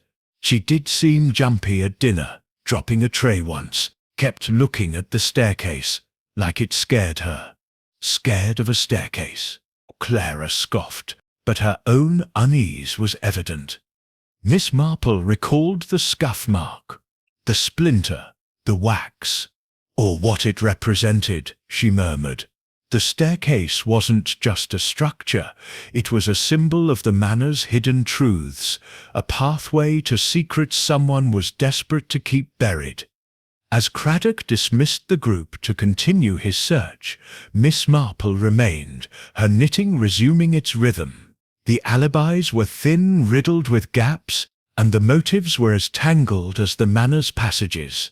Charles' debts, Poole's knowledge of the will, Evelyn's fear, Lady Beatrice's earring, each was a clue, pointing to a truth just out of reach. But Miss Marple was patient. The threads were tightening, and soon the killer's mask would slip. Chapter 11. A Ghost from the Past. The evening shadows deepened in Willow Manor, wrapping the old house in a cloak of secrecy that seemed to thicken with each passing hour. Miss Jane Marple sat in the library, her knitting abandoned on the table beside her, her sharp eyes scanning the shelves of leather-bound books as if they might whisper the manor's secrets. The discovery of the hidden passage and the staircase's mechanism had shifted the investigation, but the question of Molly's murder and who had orchestrated the vanishing act remained tantalizingly out of reach. Inspector Craddock was still with his engineers, testing the lever in the secret chamber, while the guests were confined to their rooms under the pretext of safety. But Miss Marple knew that safety was an illusion in a house where murder had taken root. She had excused herself from the drawing-room after a tense tea, citing a need to rest, but rest was the last thing on her mind. The pearl earring and the small key in her pocket weighed heavily, as did the village gossip about a contested will and a family scandal. The Reverend Clement's mention of a codicil to Sir Reginald's will, combined with Molly's fear of something she'd seen, pointed to a deeper motive, one rooted in the Haverford family's past. Miss Marple rose, her steps quiet but purposeful, and approached the library shelves, her fingers tracing the spines of old volumes. History, she knew, had a way of leaving traces, even in the dustiest corners. The library was a cavern of knowledge, its shelves sagging under the weight of centuries. She searched for anything related to the Haverford's estate records, family chronicles, or even a diary that might shed light on the codicil or the manor's secrets. Her torch flickered over titles, most faded and illegible, until she found a slim volume tucked behind a row of almanacs. The Haverford Legacy, 1800, 1900. Its leather cover was cracked, but the pages were intact, and Miss Marple settled into a chair to read, her spectacles perched on her nose. The book detailed the family's rise to prominence, their wealth built on land and trade, but it was a passage about 1850 that caught her attention. A younger son, Edmund Haverford, had contested his father's will, claiming a hidden codicil that favoured him over his elder brother. The dispute led to a bitter feud, with rumours of forged documents and a missing heir, Edmund's son who vanished under mysterious circumstances. The codicil was never found, and the elder brother inherited, but whispers of betrayal lingered, tied to the manor's cursed staircase, where Edmund was said to have fallen to his death. Miss Marple's pulse quickened. A missing heir, a disputed will. It echoed the present tensions. Charles' return, Lady Beatrice's urgency about family matters, Poole's guarded demeanour, all suggested the past was not as buried as it seemed. She closed the book, her mind turning to the key in her pocket. Could it unlock something tied to that old scandal? A chest, perhaps, like the one Charles had mentioned at dinner. Her thoughts were interrupted by a soft creak from the corridor. She extinguished her torch and listened. Her senses sharp, footsteps, light, hesitant, approached the library door. It opened slowly, and Evelyn Haverford slipped inside, her face pale in the dim light. She froze when she saw Miss Marple, her hand clutching a small bundle of papers. "Oh, Miss Marple, I didn't expect anyone here," Evelyn stammered, her eyes darting to the door. "No matter, my dear," Miss Marple said, her tone gentle but her gaze piercing. Trouble sleeping? Evelyn hesitated, then sank into a chair, the papers trembling in her hands. I needed to find something. Father Sitt's papers. I thought they might be here. Miss Marple's sexed eyes flicked to the bundle, yellowed envelopes, tied with string. Something important, I take it? Evelyn Stett's lips parted, then closed as if weighing her words. It's Stett's about the will. Father Stett's will. There was a codicil, you see, but it was never made public. Charles thinks it's Stett's nonsense, but I am not so sure. Miss Marple leaned forward, her voice soft. A codicil, like the one from 1850 perhaps?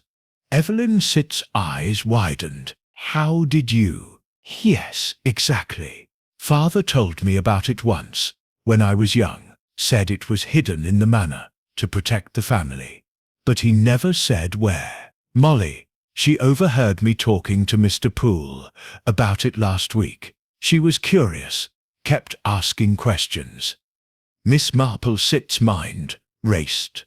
Molly Sitt's curiosity, her presence near the library, the bruise on her wrist, it all pointed to her stumbling onto something dangerous. Did Molly find anything, or see something she shouldn't sit? Evelyn Sitt's hands tightened on the papers. I don't fit to know, but she was in the West Wing 2 nights ago, dusting. She came to me afterward, frightened, saying she seen someone moving in the shadows. I told her it was nothing, but it wasn't a nothing. Miss Marple finished softly, and now she sits dead. Evelyn Sitt's eyes filled with tears, but she nodded. I should have listened to her. I should have listened to her. Before she could finish, a sharp knock sounded at the door, and Charles entered, his expression a mix of irritation and suspicion. Evelyn, what are you doing skulking about? And you, Miss Marple, burning the midnight oil? Just a bit of reading, Miss Marple said airily, gesturing to the closed book. Old houses have such fascinating histories. Charles Sist's eyes narrowed, flicking to Evelyn Sist's papers. Family business, is it? You do well to leave it alone, Evie. Some things are better left buried. Evelyn flinched, clutching the papers to her chest. That's not what you think, Charles. I just want the truth. The truth? Charles Sipp's laugh was bitter. The truth is, this family Sipp's cursed with greed and secrets. Father Sipp's codicil, if it exists, one Sipp's change that. Miss Marple watched the siblings closely, noting the tension between them. Charles' return had stirred old wounds, and Evelyn's fear suggested she knew more than she was saying. The codicil, the passage, the staircase, they were all linked to a ghost from the past, a secret someone had killed to protect. As Charles escorted Evelyn back to her room, Miss Marple remained, her fingers brushing the key in her pocket. The Haverford legacy had given her a thread, and Evelyn's confession had tightened it. The codicil, if it existed, was the key to Molly's murder, and the staircase's vanishing act was a desperate attempt to keep it hidden. She rose, her steps quiet, as she headed toward the West Wing, where the secret passage lay. The key might fit a lock there, a chest, a door, or something more sinister. The manor's ghosts were stirring, and Miss Marple was determined to lay them to rest. Chapter 12. The Illusion Unmasked. The corridors of Willow Manor were cloaked in the stillness of late evening, the kind of quiet that seemed to amplify every creak and sigh of the ancient house. Miss Jane Marple moved silently toward the West Wing, the small key from the library desk tucked securely in her pocket alongside the pearl earring. Her mind was a whirl of connections, the codicil to Sir Reginald's will, Molly's fear of the West Wing, the wax and sawdust on the vanished staircase, and now Evelyn's trembling confession about a family secret. The pieces were aligning, but the picture remained tantalizingly incomplete. The manor's hidden passages and the mechanical staircase were no mere quirks. They were tools in a calculated act of deception, and Miss Marple was determined to uncover the hand behind it. The West Wing was colder than the rest of the house, its air heavy with dust and disuse. She navigated by the faint glow of her torch, her steps cautious on the uneven floorboards. The secret passage she'd discovered earlier beckoned, its entrance hidden behind the study's panelling.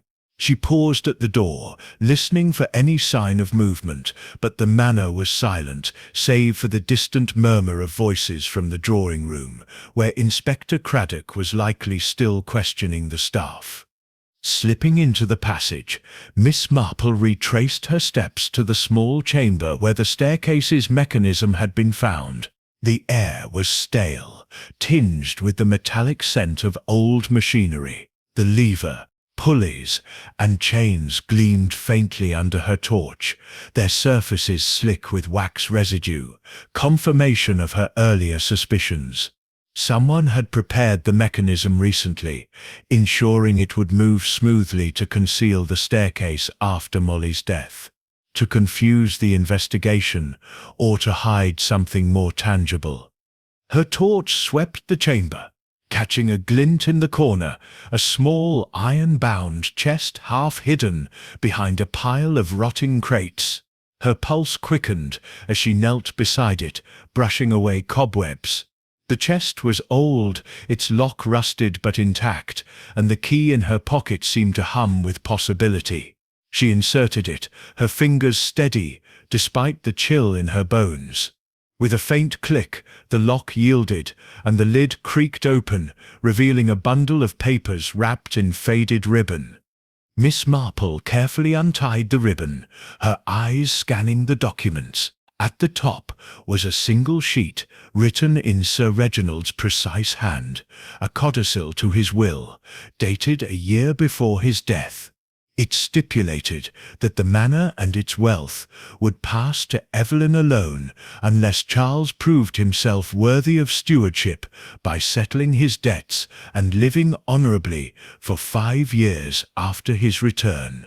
If he failed, the estate would go to a distant cousin, a condition that would have enraged Charles given his rumoured financial troubles. Another document, older and brittle, referenced the 1850 scandal, hinting at a similar codicil hidden by Edmund Haverford, never recovered. So, Miss Marple murmured, history repeats itself. The codicil was a motive for murder.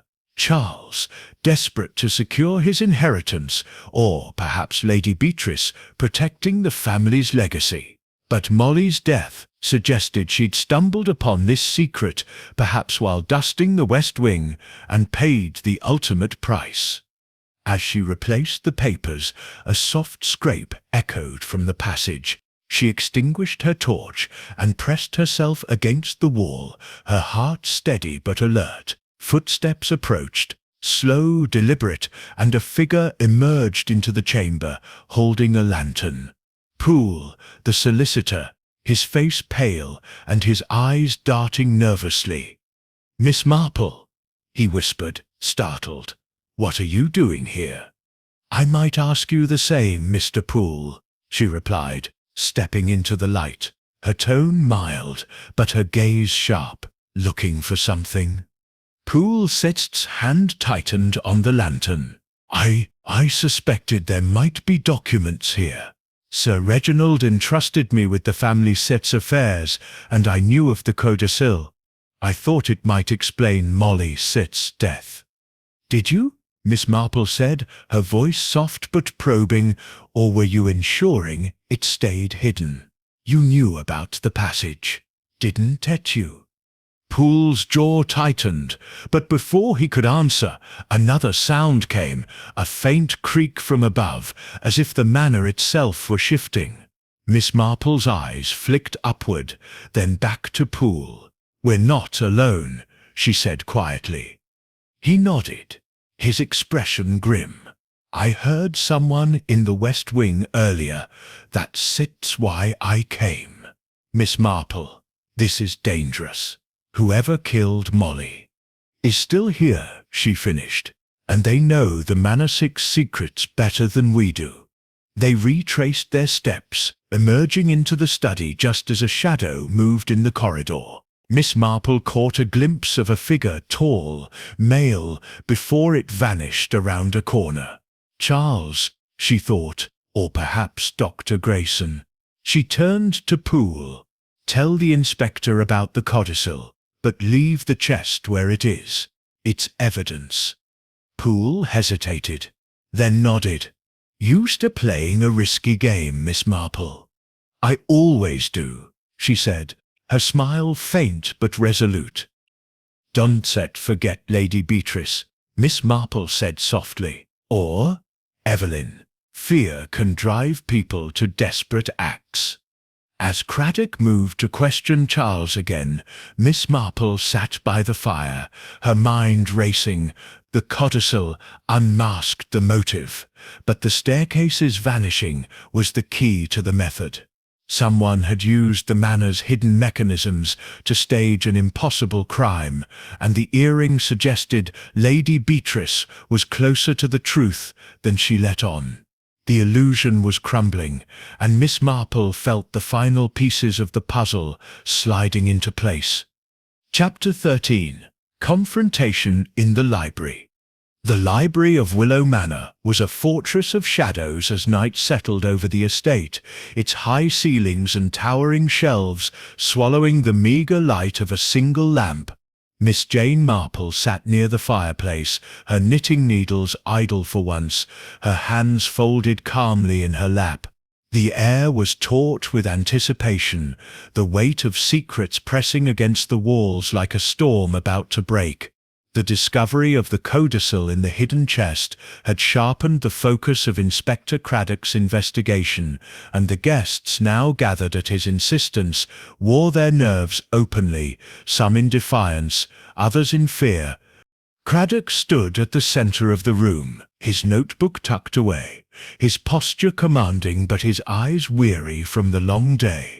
The engineers had partially restored the grand staircase, revealing it locked in its recessed chamber behind the false wall. But the mechanism's operation required two people, one to pull the lever, another to guide the panel. This meant the killer had an accomplice or a single person with extraordinary strength and timing. Miss Marple's mind churned with the implications, her thoughts circling the pearl earring, the wax residue, and the codicil that threatened Charles's inheritance. "I called you here," Craddock began, his voice steady, "because we step close to the truth about Molly Sept's murder and the staircase Sept's disappearance. The codicil to Sir Reginald Sept's will, found today, gives us a motive. Someone wanted it hidden. Someone desperate to control the Manor Sept's future." Charles Haverford, leaning against a bookcase, crossed his arms, his smile tight. "Let's not dance around it, Inspector.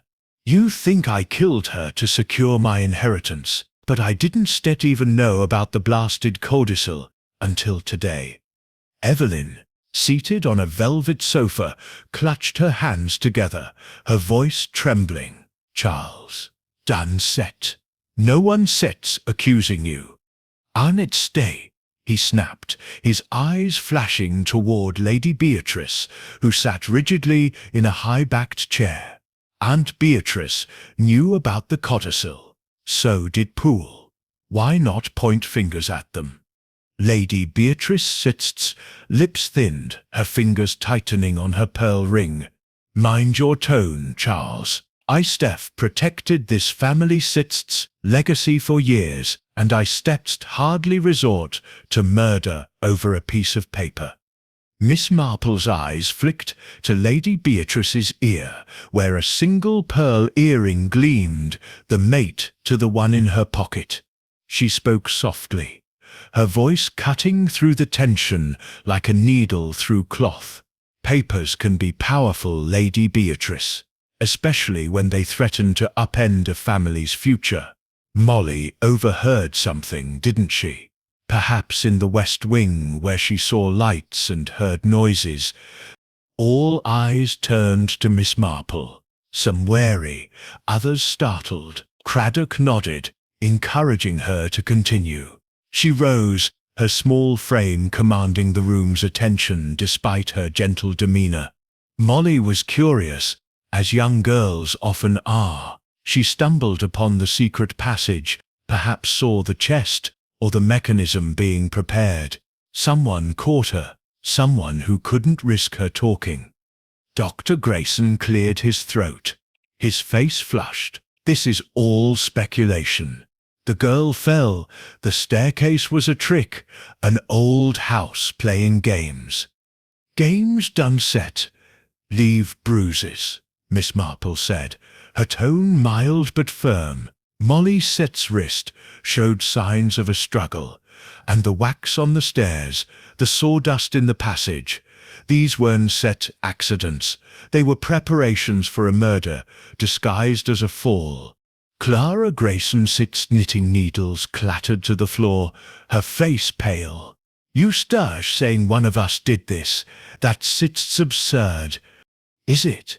Mr. Poole Set's voice was dry, his eyes narrowing as he looked at Charles. Molly was near the library often, listening. She might have heard about the codicil, about your debts, Mr. Haverford, and how the estate could settle them.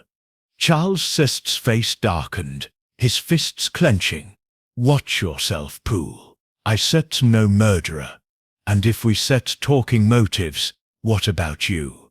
You Set's been cozying up to Aunt Beatrice, managing her affairs. Maybe you wanted a bigger cut." "Enough." Lady Beatrice's sister's voice cracked like a whip, but Miss Marple noted the tremor in her hands. "This bickering solves nothing. Inspector, what do you intend to do?" Craddock stepped forward, his gaze sweeping the room. "We've tested the mechanism. It takes two to operate smoothly. One to pull the lever, one to ensure the panel seals. I believe Molly was killed in the passage, then moved to the hall to stage a fall. The staircase was retracted to confuse us, to make it seem impossible." Miss Marple nodded, her mind racing. "And the earring," she said, producing the pearl from her pocket and holding it up. The room fell silent, every eye on the gleaming jewel. "I found this in the passage, near the chest. It matches yours, Lady Beatrice." Lady Beatrice Sist's hand flew to her ear, her face draining of colour. "I must have lost it. I was in the West Wing last week, checking the rooms. It means nothing. Doesn't it?" Miss Marple Sit's voice was gentle but relentless. "You knew about the codicil. And you knew about the mechanism. You were desperate to keep the manor in the family, weren't you? Even if it meant protecting Charles, or stopping him." Charles Set's eyes widened, his voice rising. "Aunt Beatrice, you think she killed Molly?" "No," Miss Marple said, turning to Evelyn, whose hands were now shaking uncontrollably. "But someone else did. Someone who feared the codicil's exposure would ruin everything. Evelyn, my dear, you knew about the passage, didn't you? Your father showed you as a child, and you were so frightened of what Molly might have seen." Evelyn's sob broke the silence, her hands covering her face. "I didn't mean to hurt her. I found her in the passage. She'd opened the chest, seen the codicil. She was going to tell Charles, and he'd lose everything. I grabbed her, tried to stop her. She fell, hit her head. I didn't mean." "Evelyn." Charles lunged forward, but Craddock stepped between them, his hand raised. Miss Marple's voice was soft, almost pitying. "You panicked, didn't sit you? You pulled the lever with someone sits. Help someone who knew the mechanism. Lady Beatrice, perhaps, to protect the family." Lady Beatrice. Sister's eyes were steely, but her voice shook. "I helped move the body, yes, to save Evelyn, but I didn't kill her." The room erupted in gasps and accusations, but Miss Marple remained calm, her eyes on Evelyn. The truth was out, but the final twist was yet to come. Chapter 14. The Final Twist. The library of Willow Manor was a crucible of raw emotion, the air charged with the weight of Evelyn's tearful confession and Lady Beatrice's reluctant admission. Miss Jane Marple stood quietly near the fireplace, her small figure almost lost in the shadows, but her presence commanded the room. Her eyes, sharp and unwavering, moved from Evelyn's trembling form to Lady Beatrice's rigid composure, then to the other guests, each frozen in varying degrees of shock and suspicion. Inspector Craddock, his notebook now open again, stood poised to act, but Miss Marple knew the puzzle wasn't complete. Evelyn's story explained the murder, but the staircase's vanishing act and the codicil's secrecy hinted at a deeper layer, a twist that would tie every thread together. "Evelyn," Craddock said, his voice firm but not unkind. "You start saying Molly Sitt's death was an accident, that you grabbed her in the passage, she fell, and you and Lady Beatrice staged the scene." Evelyn nodded, her sobs muffled by her hands. "I didn't mean to hurt her. She was going to tell Charles about the codicil, and he'd be ruined. I just wanted her to stop. We struggled, and she fell against the wall. Her voice broke, and she buried her face in her handkerchief." Lady Beatrice's sister's voice was cold, almost regal. "I found Evelyn in a panic. I couldn't let her be caught. Not my niece. We moved Molly to the hall, made it look like a fall. The staircase, I knew how to operate it from my husband's sister stories. It was to confuse things, to protect her." Charles, his face a storm of anger and betrayal, stepped forward. "You let me take the blame. Aunt Beatrice, you let everyone think I did it. You were reckless." "Charles," Lady Beatrice snapped, "your debts, your scandals. Sir Reginald Sipp's codicil was meant to curb you. I couldn't risk the manor falling to a distant cousin because of your failures." Miss Marple's voice cut through the tension, soft but piercing. "And yet, Lady Beatrice, there's more to it, isn't there? The earring I found in the passage, it wasn't lost by accident. You were there before Molly Sipp's death, weren't you? Preparing the mechanism, perhaps?" All eyes turned to Lady Beatrice, whose composure faltered for the first time. Her hand touched her ear, where the single pearl earring gleamed. I was checking the west wing. As I said, the earring must have fallen then." "Must it?" Miss Marple's tone was gentle but relentless. The wax on the stairs, the sawdust in the passage, these were fresh, deliberate. Someone prepared the mechanism well before Molly's death, and the codicil wasn't just a threat to Charles, it was a threat to you, Lady Beatrice. The manor, your home, your legacy, all at risk if Evelyn inherited alone. Lady Beatrice's eyes narrowed, but she said nothing. Miss Marple continued, her voice steady. "I believe you planned to hide the codicil permanently. Molly caught you in the passage, didn't she? Not Evelyn. You confronted her, and when she resisted, you pushed her. The bruise on her wrist, the angle of her fall. It wasn't an accident. You used Evelyn's fear of Charles's ruin to make her help you cover it up, convincing her she was responsible. Evelyn Sett's head snapped up, her eyes wide with horror. No, that's not true. I grabbed her. Did you? Miss Marple Sitt's gaze was kind but unyielding. Or did you find Molly already dead, and your aunt convinced you it was your fault? You were so frightened, so eager to protect your brother, you believed her. The room was silent, the weight of Miss Marpleson's words sinking in. Craddock Tech's eyes darted between Evelyn and Lady Beatrice, his hand tightening on his notebook. Lady Beatrice, he said, is this true? Lady Beatrice Stepp's face was a mask of defiance, but her hands trembled. Preposterous. I would never harm a servant girl. Miss Marple reached into her pocket, producing the small key from the library desk. This opened the chest with the codicil. You kept it hidden, didn't you? And the earring places you in the passage at the time of the murder. You knew the manor's secrets, the mechanism, the passages. You planned to destroy the codicil, but Molly saw you. She had to be silenced. Charles Sed's voice was low, dangerous. And Beatrice, you let Evelyn think she killed her for the manor. Lady Beatrice's sister's shoulders sagged, the fight draining from her. I did what I had to, she whispered. The manor is all we have. Our name, our history. Charles, you have squandered it. Evelyn, you sit too weak to hold it. I couldn't let it go to a stranger. Evelyn's sob broke the silence, and Charles turned away, his face a mask of disgust.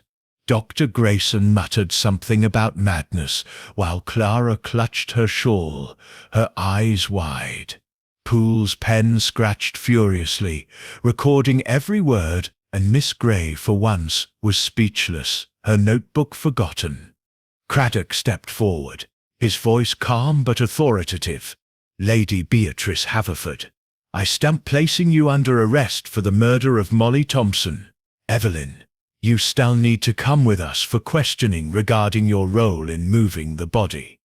As the constable led Lady Beatrice away, her head held high despite the handcuffs, Miss Marple watched in silence. The final twist had unraveled, a woman driven not by greed, but by an obsessive need to preserve her family's legacy, willing to sacrifice a life and manipulate her niece to do it.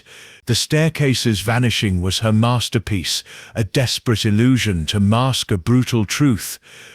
As the room emptied, Miss Marple lingered, her eyes on the now restored staircase visible through the open door. Its dark oak gleamed, innocent once more, but she knew it would always carry the weight of this night. Chapter 15. Resolution and Reflections. The morning sun broke through the heavy clouds over Willow Manor, casting a soft, forgiving light across the sprawling estate.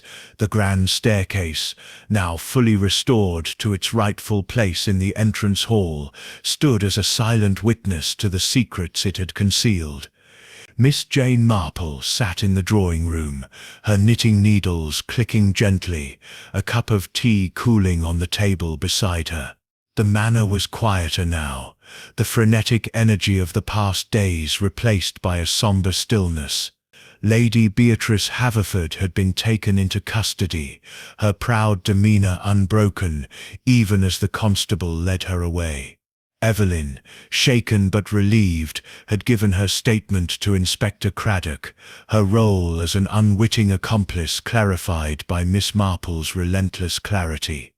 The other guests were preparing to leave, their bags packed and their alibis no longer under scrutiny. Charles stood by the window, staring at the gardens, his face a mix of relief and bitterness.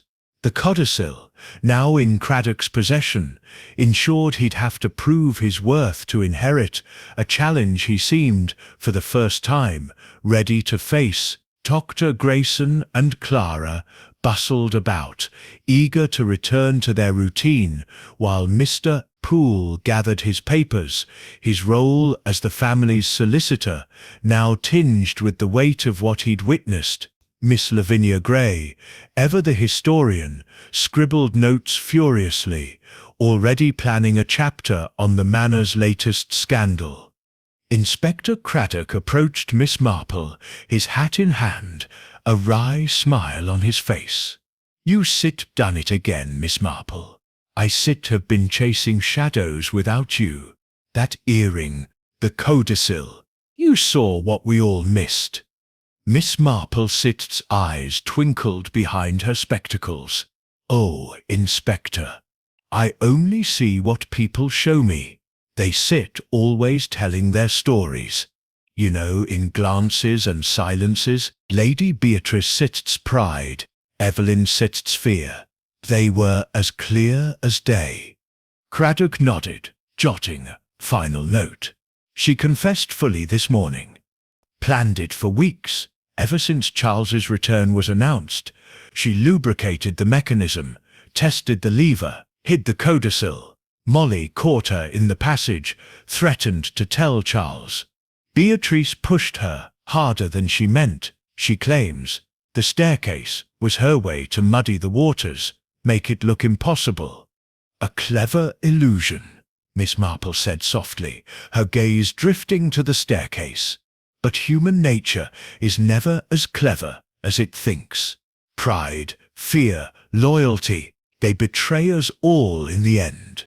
Evelyn approached, her eyes red but steady. "Miss Marple, I can sit thank you enough. I thought I sit killed her, that I was to blame. If you hadn't seen the truth." Miss Marple patted her hand gently. "My dear, you were protecting your brother, as she knew you would, but the truth has a way of slipping through the cracks, even in a house like this." As Evelyn returned to Charles, Miss Marple rose, her small suitcase already packed. The Manor's secrets were laid bare, its ghosts quieted for now. She stepped into the hall, pausing at the foot of the staircase.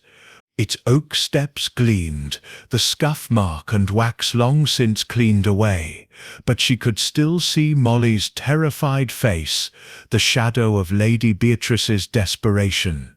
The Manor would go on, as old houses do, but it would carry this story in its bones. Outside, Tom the driver waited with the car, and Miss Marple climbed in, her thoughts turning to St. Mary Mead. The village would be abuzz with the news, and she'd have tea with Mrs. Bantry to recount it all, no doubt, but for now, she looked back at Willow Manor, its ivy-clad walls glowing in the morning light, and reflected on the frailty of human hearts. Justice had been served, but not without cost. As the car wound through the lanes, Miss Marple smiled faintly. "People are so very predictable," she murmured, "and yet so very surprising."